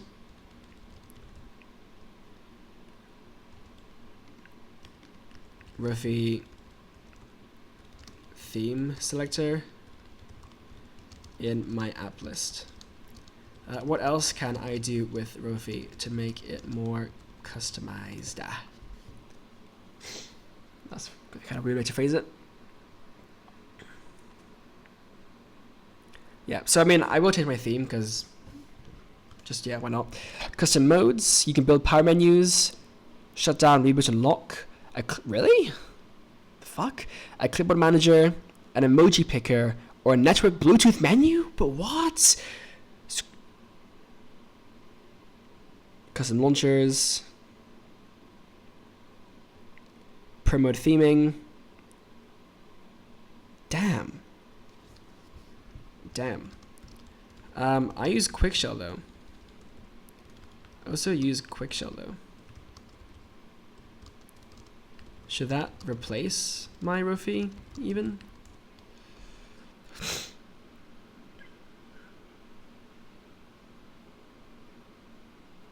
Not really different jobs, yeah. You could build a launcher inside Quickshell using QML and a fuzzy match library, but you'd be reinventing something Rofi already does well. Yeah. And you mentioned Rofi can be used for other things like lock screens, but I've literally just made my lock screen in Quickshell. So what should I really be using Rofi for?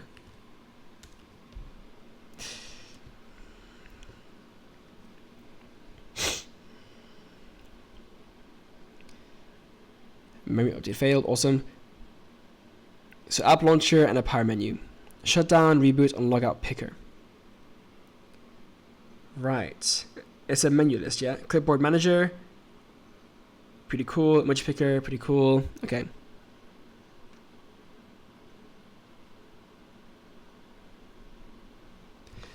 What are some examples of really cool Rofi themes / plugins I can try out? I don't know why the ones in the Rofi list just now were so shit. I mean, like, they weren't, like, this is fine, but like the ones with like, where like it's a different like layout, the colors just don't seem to work. I don't know if that's because of how it is on my machine or ATI Rofi, one of the best starting points because of multiple modes, launch power menu, screenshot menu, all pre-styled. Screenshot menu? The hell? I use like, I don't know what I use. I don't know what I use. Okay, have a look at that. It's a huge collection. Is there a website? No. Please give me something here. Launchers. I hate how I can't just like I have to click on this thing to open it up. That is hot. That is hot. Why isn't this? What the hell? I'm salivating. I thought it like I'd have to do this all manually. This looks awesome. Applets. What are applets? Like just small apps.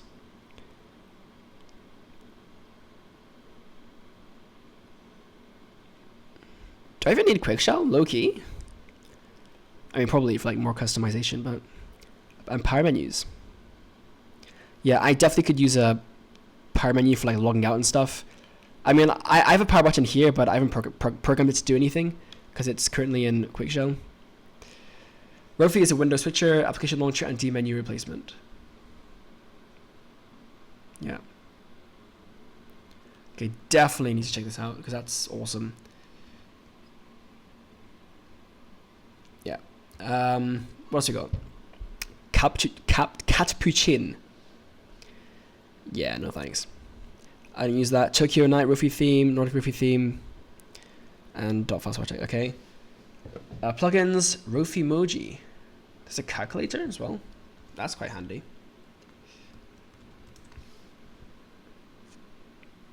How's it look?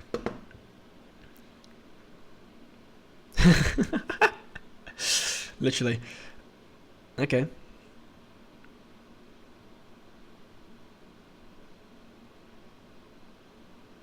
Quite handy. Rofi Calc also looks pretty cool. Or sounds cool, sorry. How's it look? Oh.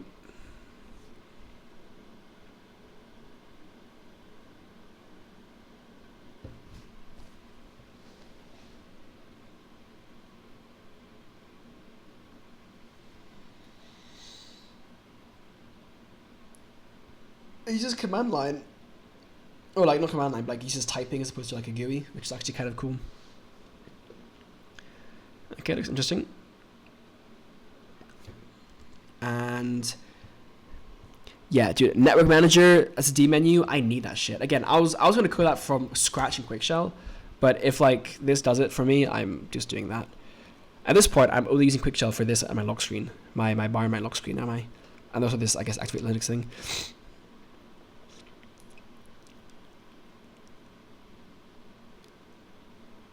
Yeah, that's really handy.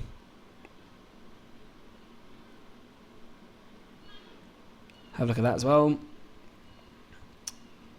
Again, I mean, I can do this in, not, what's it called? In Quickshell, but I don't know if there's any point. Like, if it works, man. Rofi Bluetooth. Do you get a preview as well?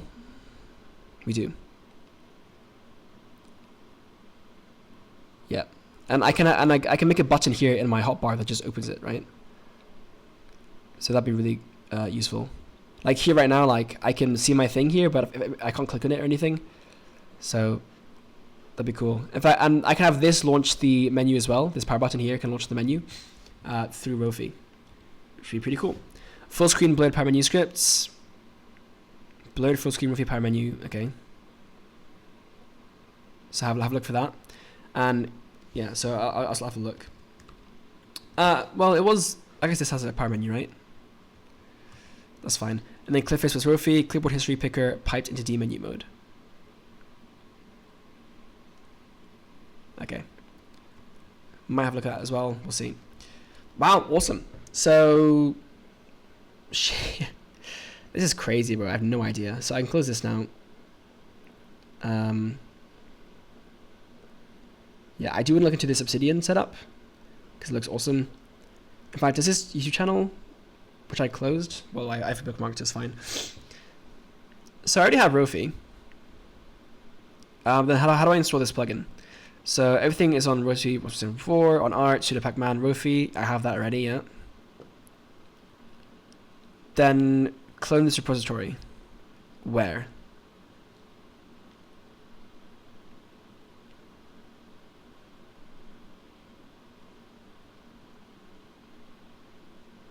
In my home directory? I guess just anywhere. Doesn't matter, right?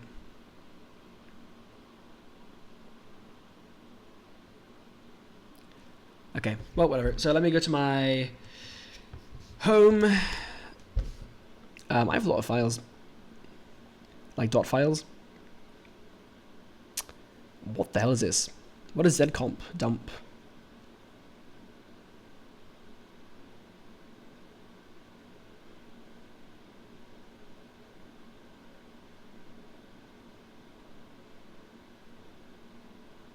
Okay, I don't even know what browser that is. I forgot that I can actually use this as a file manager. Like if I click on it, it will literally open it.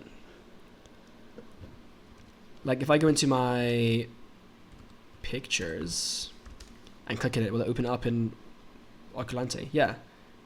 Shit. It's pretty cool. Anyway, okay, what's zcop dump and why do I need it?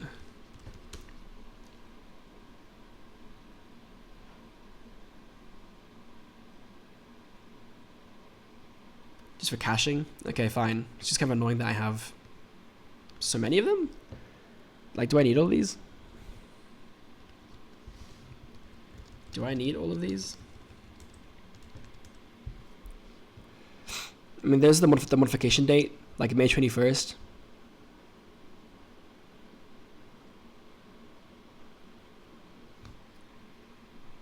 Yeah. I don't know why I didn't, well, I guess, yeah, whatever. So ZSH version, yeah, so we'll just remove 5.9.1 .zwc 9.zwc, yeah, and then these ones are only modified today, so that's fine. What? It's the 25th? Time flies and lies. Waterfox config? What even? Oh, it's just, okay, whatever. Yeah, I'm very distracted right now. Is there a Rofi folder? There actually isn't. It's interesting. Do I even use EU? Like, at all? I don't think I do, right? So it's not even there. Hold on.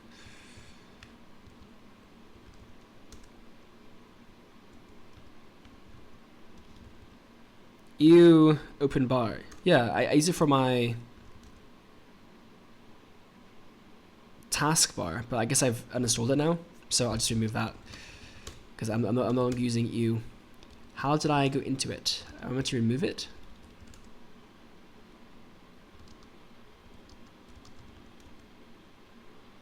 That was weird. I don't know what just happened there. So what's in my yay folder?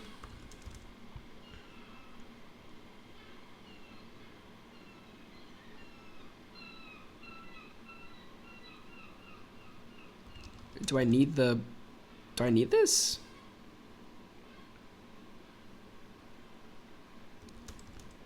Like these files? Maybe. Waterfox has a whole folder as well for some reason. I guess it's for like downloads and stuff. Yeah, it's empty right now. But also, why is it there? Bash history, yeah, bash whatever. Cache, Dotty, Doom, Copilot. Why is Copilot on my computer? I don't use Copilot, so they're empty. So remove that, probably from my VS Code shenanigans. I can even just remove VS Code, honestly, but yeah. I mean, I haven't uninstalled anything yet, to my knowledge, with my thing yet. Like if I list all my things, I have a bunch of packages, and I don't know how many of these I actually use. So it'd be worth going through them at some point just to delete stuff. Like Yazi, I don't use, even though I still have it here. Like I never use this because I don't like it. Java, dot files for some reason. For fonts. What? Sure, bro. Why not? Rust up Steam. VS Code, there's VS Code. Anywho, yes, let's clone this into Rofi. Did not mean to do that.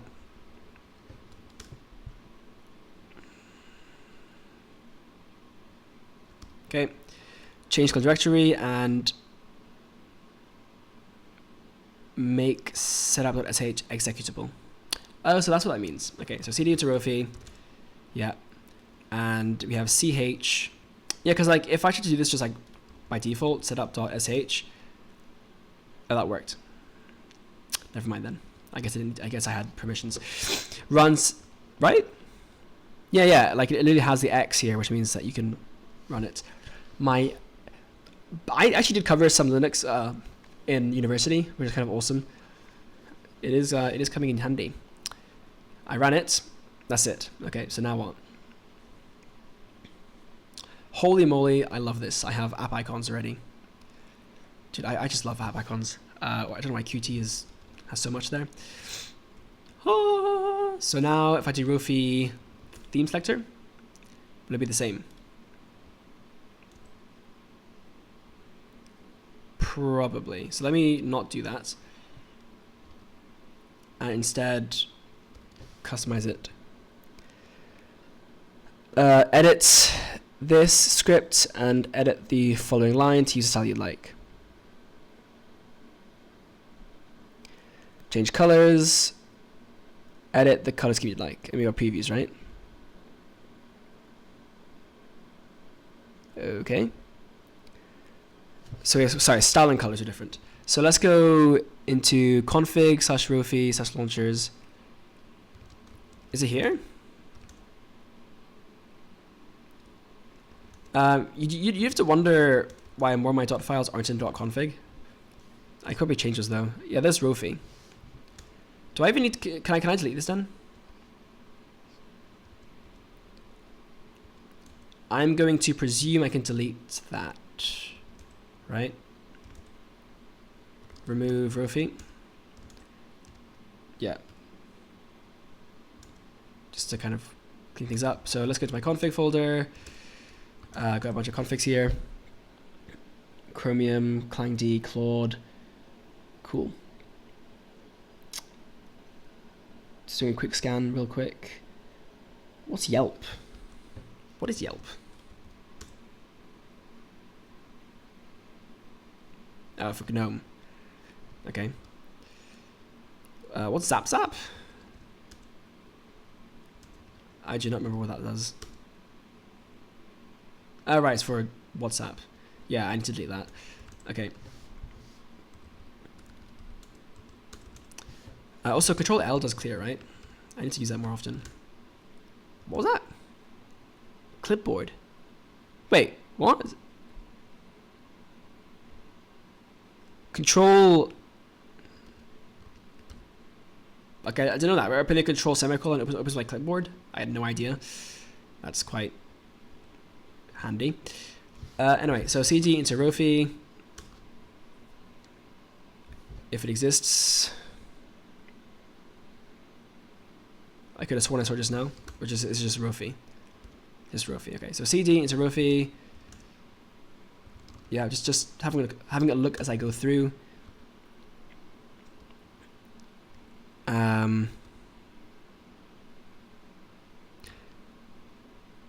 So these are the colors. Okay, cd into scripts. What was it again? Launchers. Yep. Wow, literally. Okay. Type X and edit the following line to use the style you like. Okay, so I can have different types, I guess. So I'll go to type 1 then. Okay. Got a bunch of different styles here. What?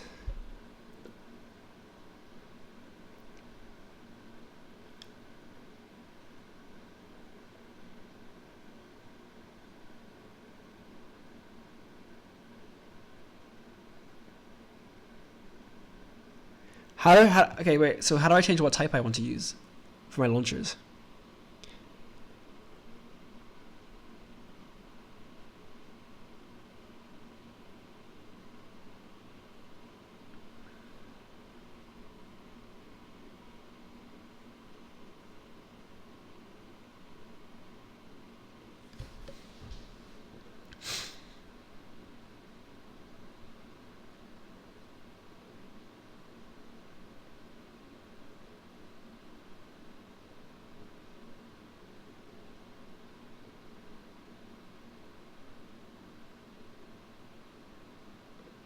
Like, am I on type 4 right now?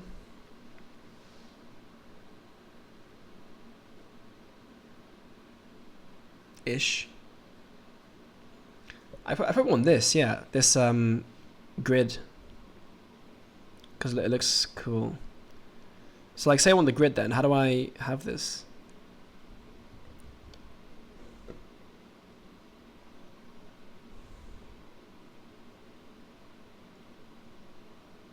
Does it come with app icons pre-installed? Or does it use the ones from the actual system? I wonder. Let's have like a few of these different options here.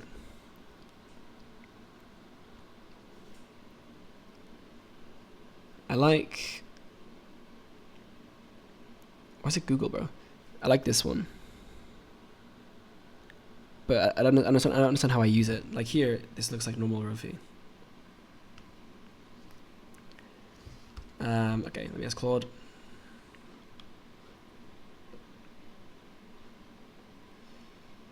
I got boom, but I don't understand how to change my styling / theme / type. Right now it looks like the default, but just with app icons. I'm trying to read the instructions on the GitHub page, but they're a bit unclear. Plus Claude is just a better way to read documentation, isn't it? Each launcher is actually a set of number types, yeah. Each type is a different visual layout.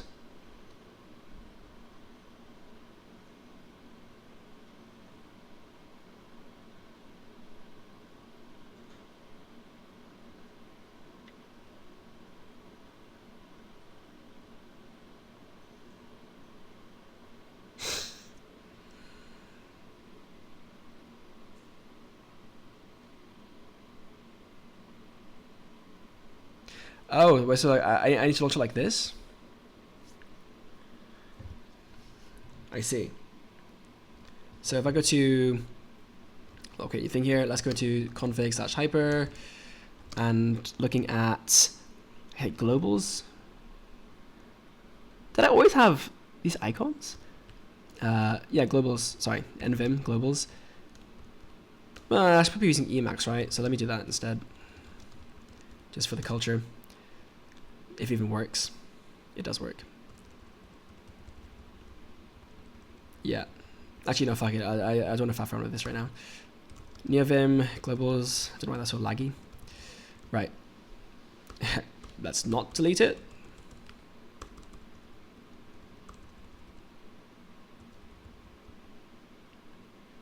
That's terrifying. Can I go back? The fuck? Yeah, I was on a different file there. Don't know how that happened.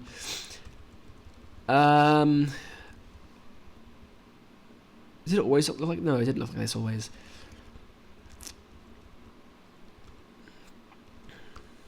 Right now, I just have this. For some reason, this still thinks it's using that language. Right, so you point it at the launcher. Okay, so let's go with like type 3 then. So we'll do inside, right? Just a full thing. Yeah. So /, no, home / .config / Rofi / launchers / type 3. Let's go with / launcher.sh. But that's one's drun though.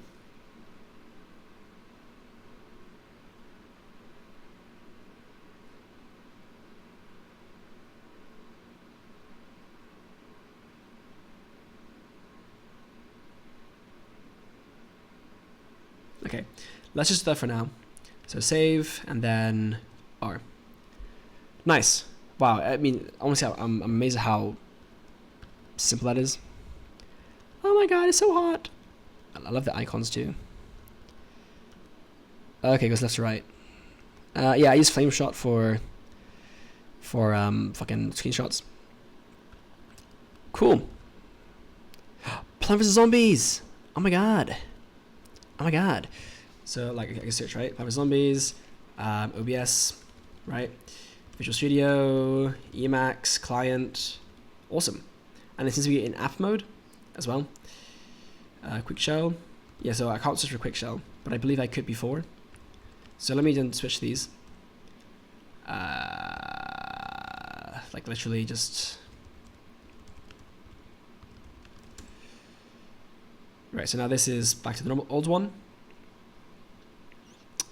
And this is drun. So it should have the other things, but it seems to be... Oh, wait, I have a calculator, by the way. Sorry, I'm really just mumbling right now. Strange. Very strange. Okay. Yep, and there's type what I want. Nice. Awesome. Even. Okay, so these are the types. So right now I'm using these. I think I'm on style 4 from the looks of things, or at least something similar to style 4, which is what I wanted, so that's good. I mean, close enough. If anything, no, I'm actually on style 10. That's what I'm on. Yeah, I'm on style 10. I mean, I don't have a strong preference, but let's go for style 4, just to at least like test things out, right? So neovim into launcher.sh. It says it's on style 1, but I don't believe it because it's clearly not. So let's change it to style 4.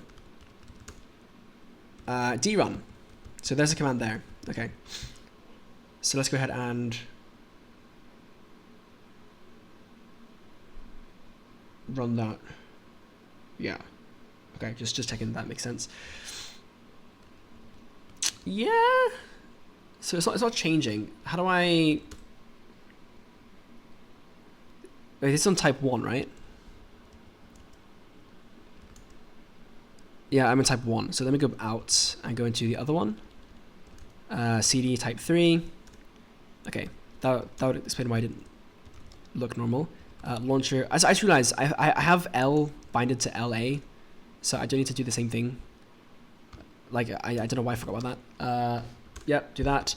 There you go, style 10, as expected. So let's make that 4 instead. Awesome. Oh, this is so good, dude. This is so good. And we go different color schemes too. Let me just have a look at the other types first. So that's type 1, type 2.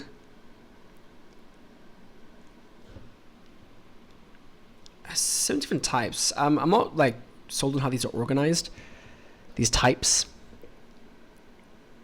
Can I change what I'm switching through? I don't know. I mean, this is fine. Yeah, I mean, these look very similar, just a bit different, I guess. Doesn't matter. Type 4. No, type 4 has a different thing. Listing style. Like for my apps, I want this style, you know? Then you have these ones which are considerably different. In fact, what's even like... What's going on with all that? Then type 7... also kind of funky. Apps run files window. Okay, so you can switch between the different options, which is interesting.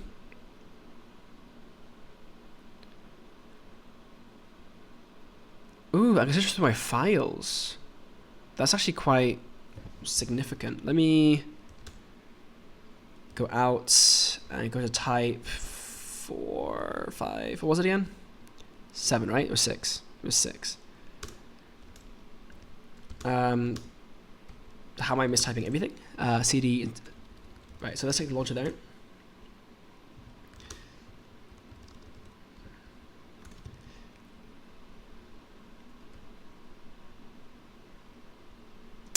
Looks to be the same, doesn't it? But I can switch between different things, I guess. I have no idea. So let's change this to 6, just to try it out. It's so quick as well to do it. So I can change this to run. Yeah, I can. Awesome. That's huge, actually. So like Quickshell, for instance. Yeah, there it is. Files is pretty cool as well. Damn! Pictures. Oh, that's actually awesome. Does it open in my... Okay, it opens in my browser, but I assume I can customize that. Okay, that's actually really useful. I just don't like the GUI for it. Like, I don't want this like fucking astronaut. But that's awesome. And a window as well. I can switch windows. Ah, that's cool. Like Obsidian. And that changes my my thing as well. So if I do A, right? So I can have like different keybinds to switch to different things, I guess. Like let's say I want to switch to let's go to Discord. I can just do that, right? Can I change? How is it like? Can I flip through these with keybinds? Tab just puts me through here. The arrow keys are the same. Shift. Okay, shift. Nice. Good. Cool. So, for example, let's say I want to go to Kitty in my here. Yeah.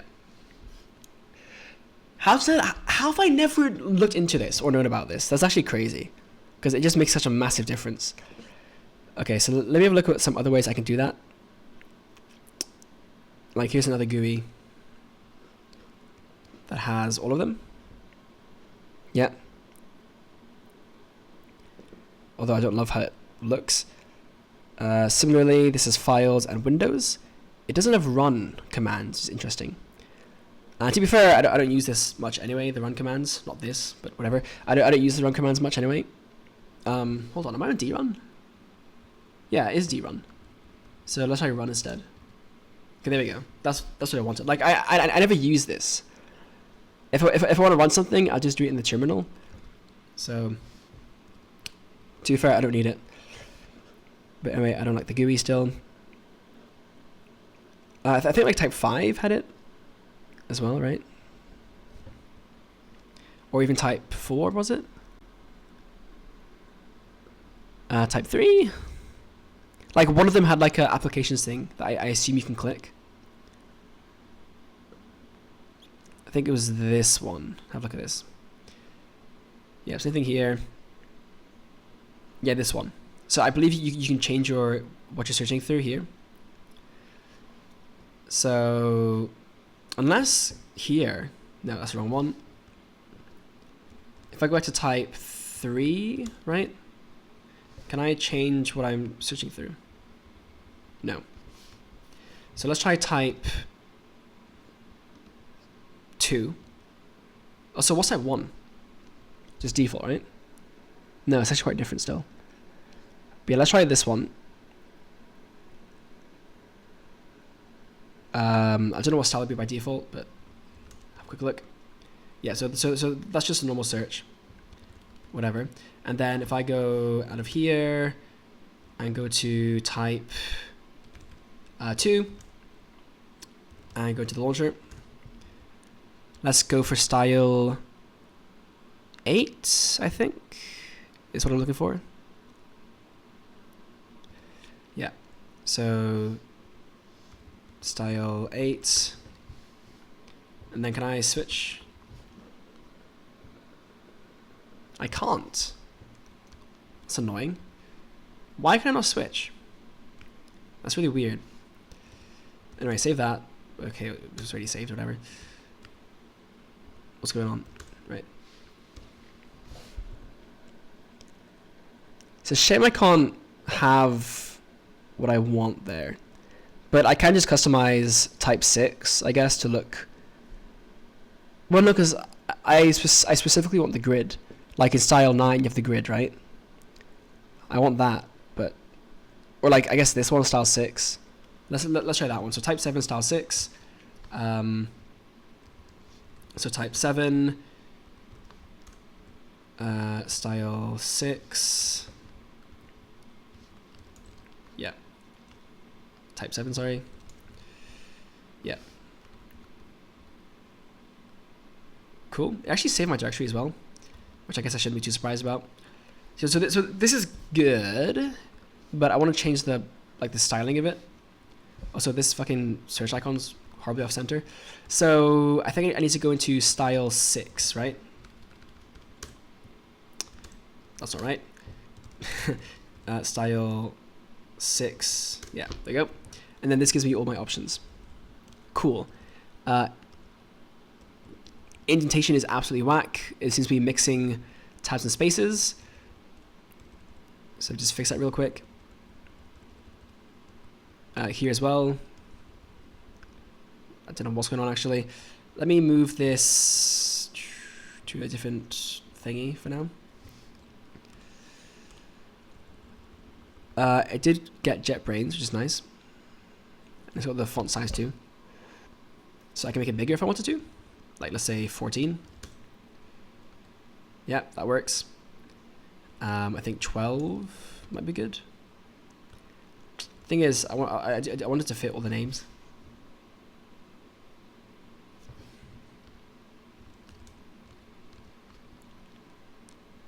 As long as it fits the Emac client. How about that? Yeah, that's fine. Window format. What does that mean? I don't know. Show icons true, right? So if I do false, it will hide them. Cool. Yeah, drun, run, file browser window. So I do have all of these. Window is dotting out on me, literally. So maybe I should just keep 10 instead.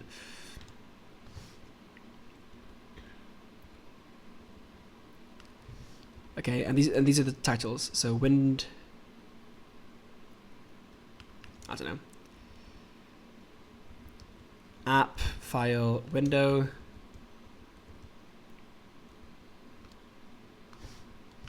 I do want 11 actually, if I can.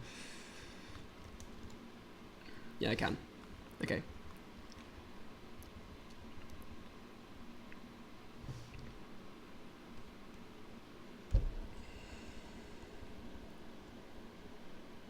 I'll put run in a different place as well. Let's have that at the end.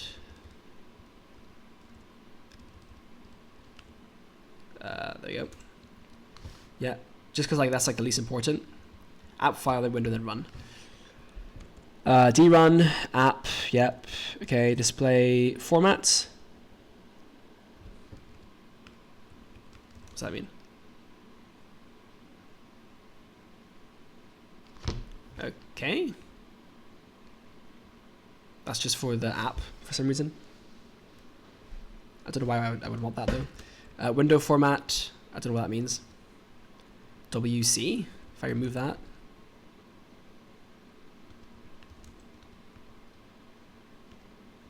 What if I have CC? I assume there's docs on this kind of thing. Backgrounds, yeah, it definitely changes colors.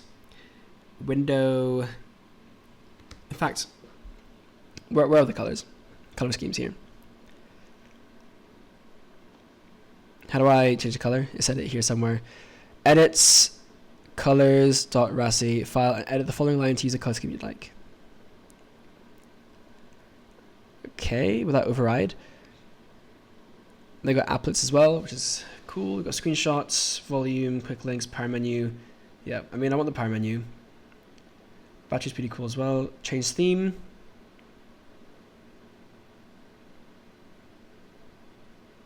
Yeah, that's the applets. Okay, so is there any documentation I can look at? Please. There has to be, right? So what's it called? Like Rosie or something? Rasi. Rofi, Rasi, docs. Oh, right, it's Rofi the actual language. Okay. Holding my eyes. Please give me dark mode. Oh my days, bro. Why?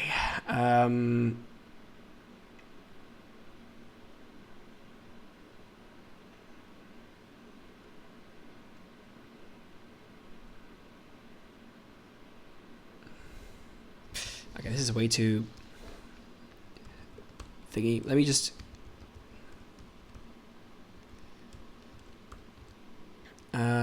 I'm not familiar with Rasi. how does window format work? I assume that that's like for like the window title. What does window format do? Yeah, it must be, because I don't have the window things, right? Huh? Oh, for window mode. Oh, I didn't look at that. So like it's like literally like here. Yeah, why is there no title? I guess because Windows don't have titles in my thing. So if I just remove that, then it will look normal. Well, no, because there is also the application that's open, right? That was there. The class, like Firefox or Kitty. Yeah. The tag desktop number, the window ID.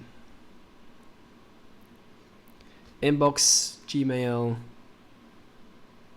Waterfox, Mint.lua, NeoVimKitty. Waterfox, Inbox, Gmail. Well, why is it not showing the W then? Oh, so do I want grid for this? Like I kind of just want the grids for the apps, to be fair. Do I really need a grid to be, though? Like, I mean, it's good for the mouse, right? I believe I can click on stuff like that. Like, yeah. And then double click to open it. Yeah, I don't know why it's not showing that. That's weird. Let me try... Hold on.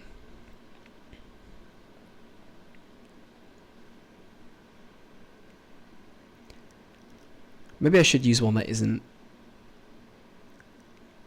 icons, but I like the icons. Whatever. Font, yeah, so that's not working for some reason. It'd be weird. Enables main window transparency real. What does that mean? What's that mean? Location center, anchor center. So like if I say left, potentially.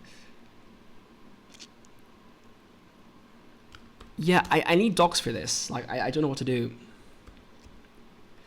Full screen, if I say true, right?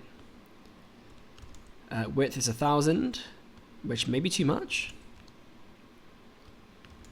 Whoops, that's 8000. Do you want me to do that? Yeah, that's better.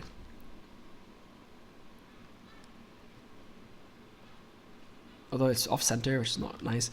X offset, I don't know, 500.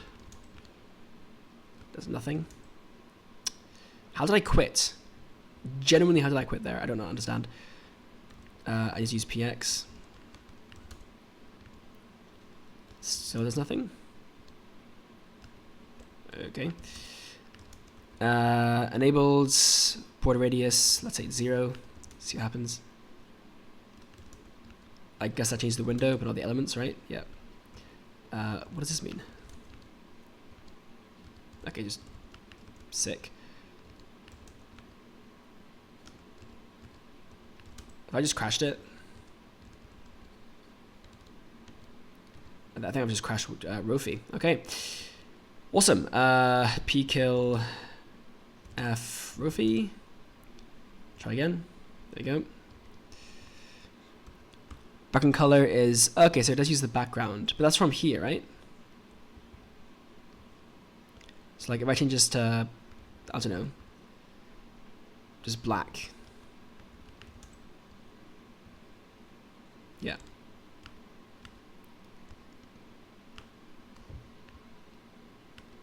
Okay, I don't know, that kind of glitched for a second.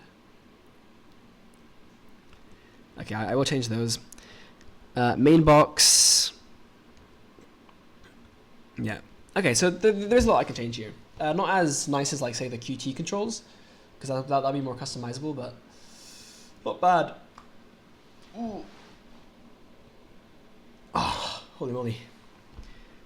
I guess it wouldn't be too hard to write this from scratch with Quickshell, but for now, yeah, it's definitely easier to just rely on an existing thing, right?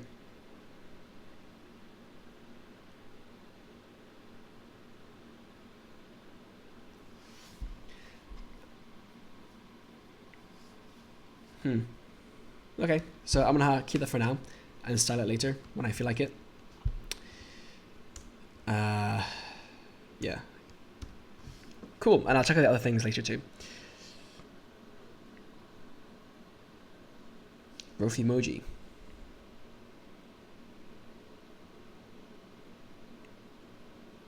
Let's have a look at that.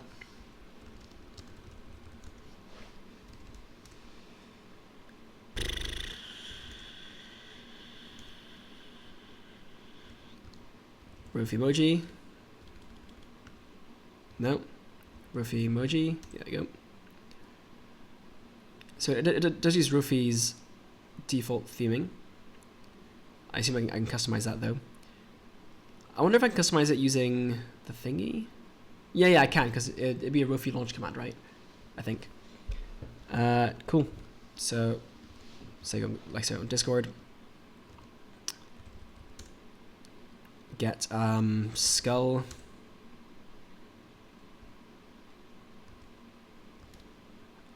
I like the part where it put the skull.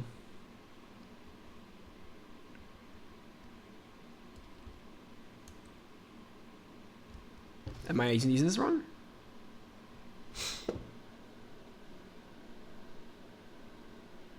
Run it. Hit enter.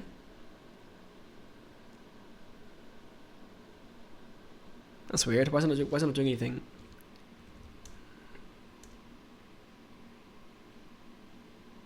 I don't know, bro. Okay, whatever. I'll sort it out later as well. Rofi calc. 152 hex. That's cool. Gear to USD. Yeah, that's really cool. Let's get that as well then. These are essentials, man. Rofi calc. Go on. Right. Is that a thing I can just run though? No. So Rofi calc. Okay then. Rofi. How do I run it? Rofi like this. Okay. Rofi. In fact, I can use this, right? Whoa. Rofi show. Fuck. Just copy this. Like this, like this, like this. Paste. Enter. Wow. Like 500 to hex. Wow, I don't know. Actually does that too. 2 plus 2. So if I do 500 to hex, press enter, saves it. That's actually really cool. And if I press enter here, does that copy to my clipboard or something? Let's try again. Like say I go down here and click on this, does it insert it or something? Nope. Maybe it's supposed to, but again my keyboard doesn't seem to be fucking, you know, that doesn't seem to be working for some reason. Network manager, DMMU. This doesn't use Rofi, does it? So I'll have a look at that separately. And then you have Rofi. What did I just do? Somehow I moved it here. I don't really understand how I did that. And then, no, that's calc. Right here. What the fuck? Okay, then there's Bluetooth. I do have Bluetooth TTL, very cool. So I'll just get this in. Rofi Bluetooth Git. Do I want the Git version though? Or just the project? Boom boom. I changed, what the fuck? No, okay. Yay S Y? No. How do I search? SS? Yeah. Rofi Bluetooth. Okay, that's the only one apparently. See if we build some source, hopefully not. Whoops. Actually shows me the different options too. I like how it does that. That's the wrong option, sorry, Git. Yep. Go on, build some source I guess. Hopefully it doesn't take too long. Whoops, that's not my password. Yep. Yeah, okay, so click from source. Go on. Awesome. So how does this work then?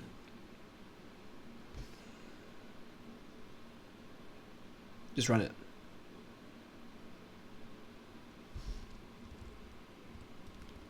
Right? Rofi Bluetooth. Huh? Sensible terminal. What's that do? I don't know. Rofi Bluetooth. Okay. So these are my devices. So say I wanted to on my headphones, which are not connected. My mouse, sorry. Connected, paired, trusted. Cool. Very simple, but exactly what I need. Just to make things simple and easy.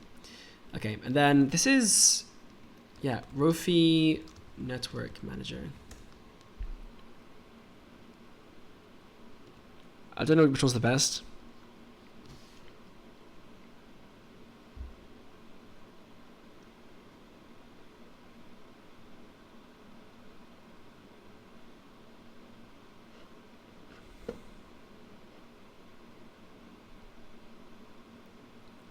I do like specifically want the GUI, please. Okay, this looks decent.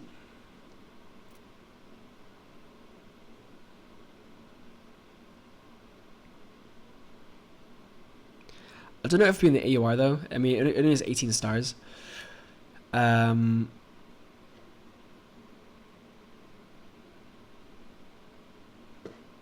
I don't know.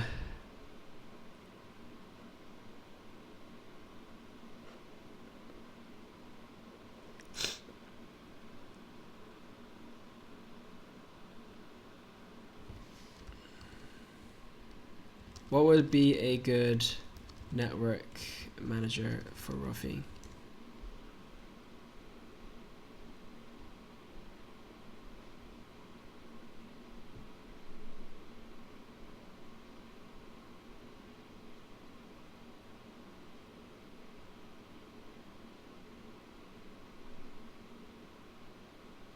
Okay, so I need to change the config to use Rofi.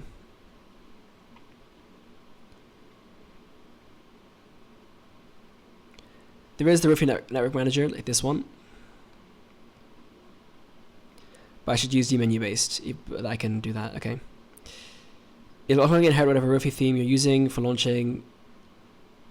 Okay. Well, let's install it then. So it's network manager underscore dmenu, which is a bit unusual, but perfectly fine. Yeah, just do here actually, why not? So yeah, install network manager dmenu. Not found. Network manager dmenu. I did not mistype it. Let's have a look. Yeah, okay, so it is a dash. Password, yes. That was quick. And then let's go ahead and launch. That should be an overlay, right? Network. Is that it?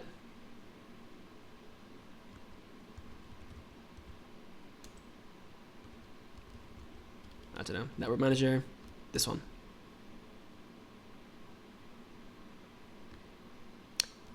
Okay, doesn't seem to be doing anything. Let's try killing it. Network. What's tab do? Okay, just get rid of it. Network manager dmenu. And kill. Thing is, I don't know if network manager is like my actual network manager. If I kill it, so I don't want to kill my Wi-Fi.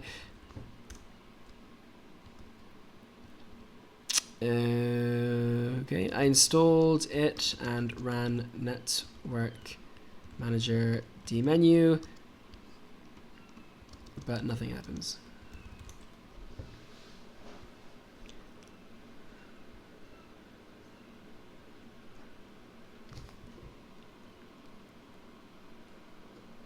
Okay, run the terminal then. Network manager dmenu. Okay, yeah, so use Rofi.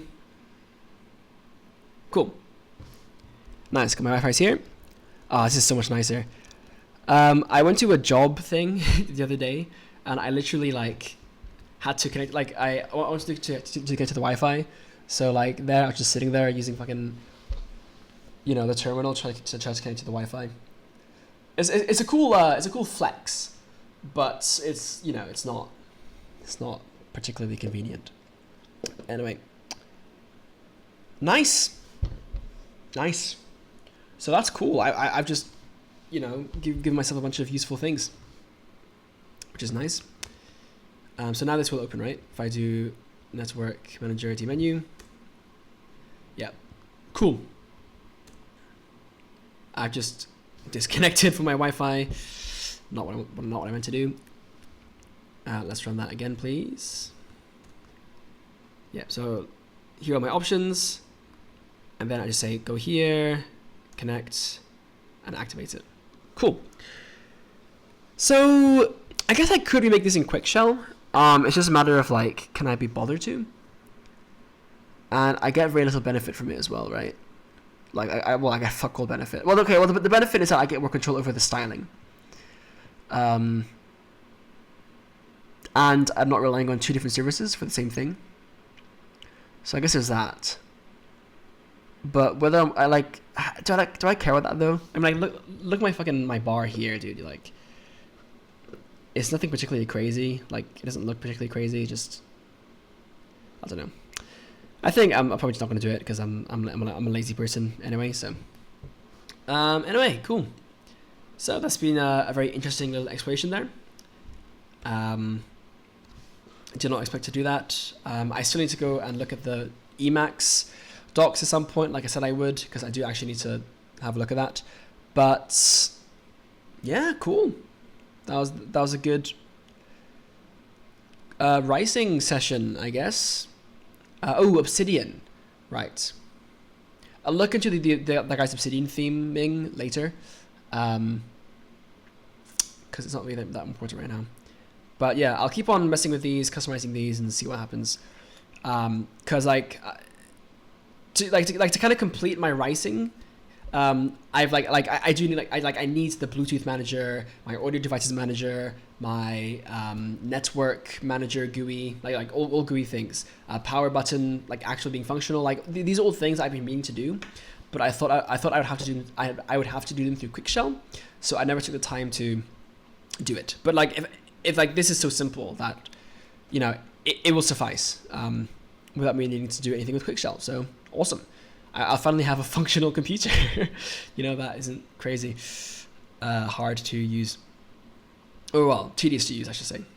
Because like using the tool and stuff, like it really isn't hard. It's just really unergonomic, and I don't understand why people like it if they can avoid it. So, but yeah, that's a video.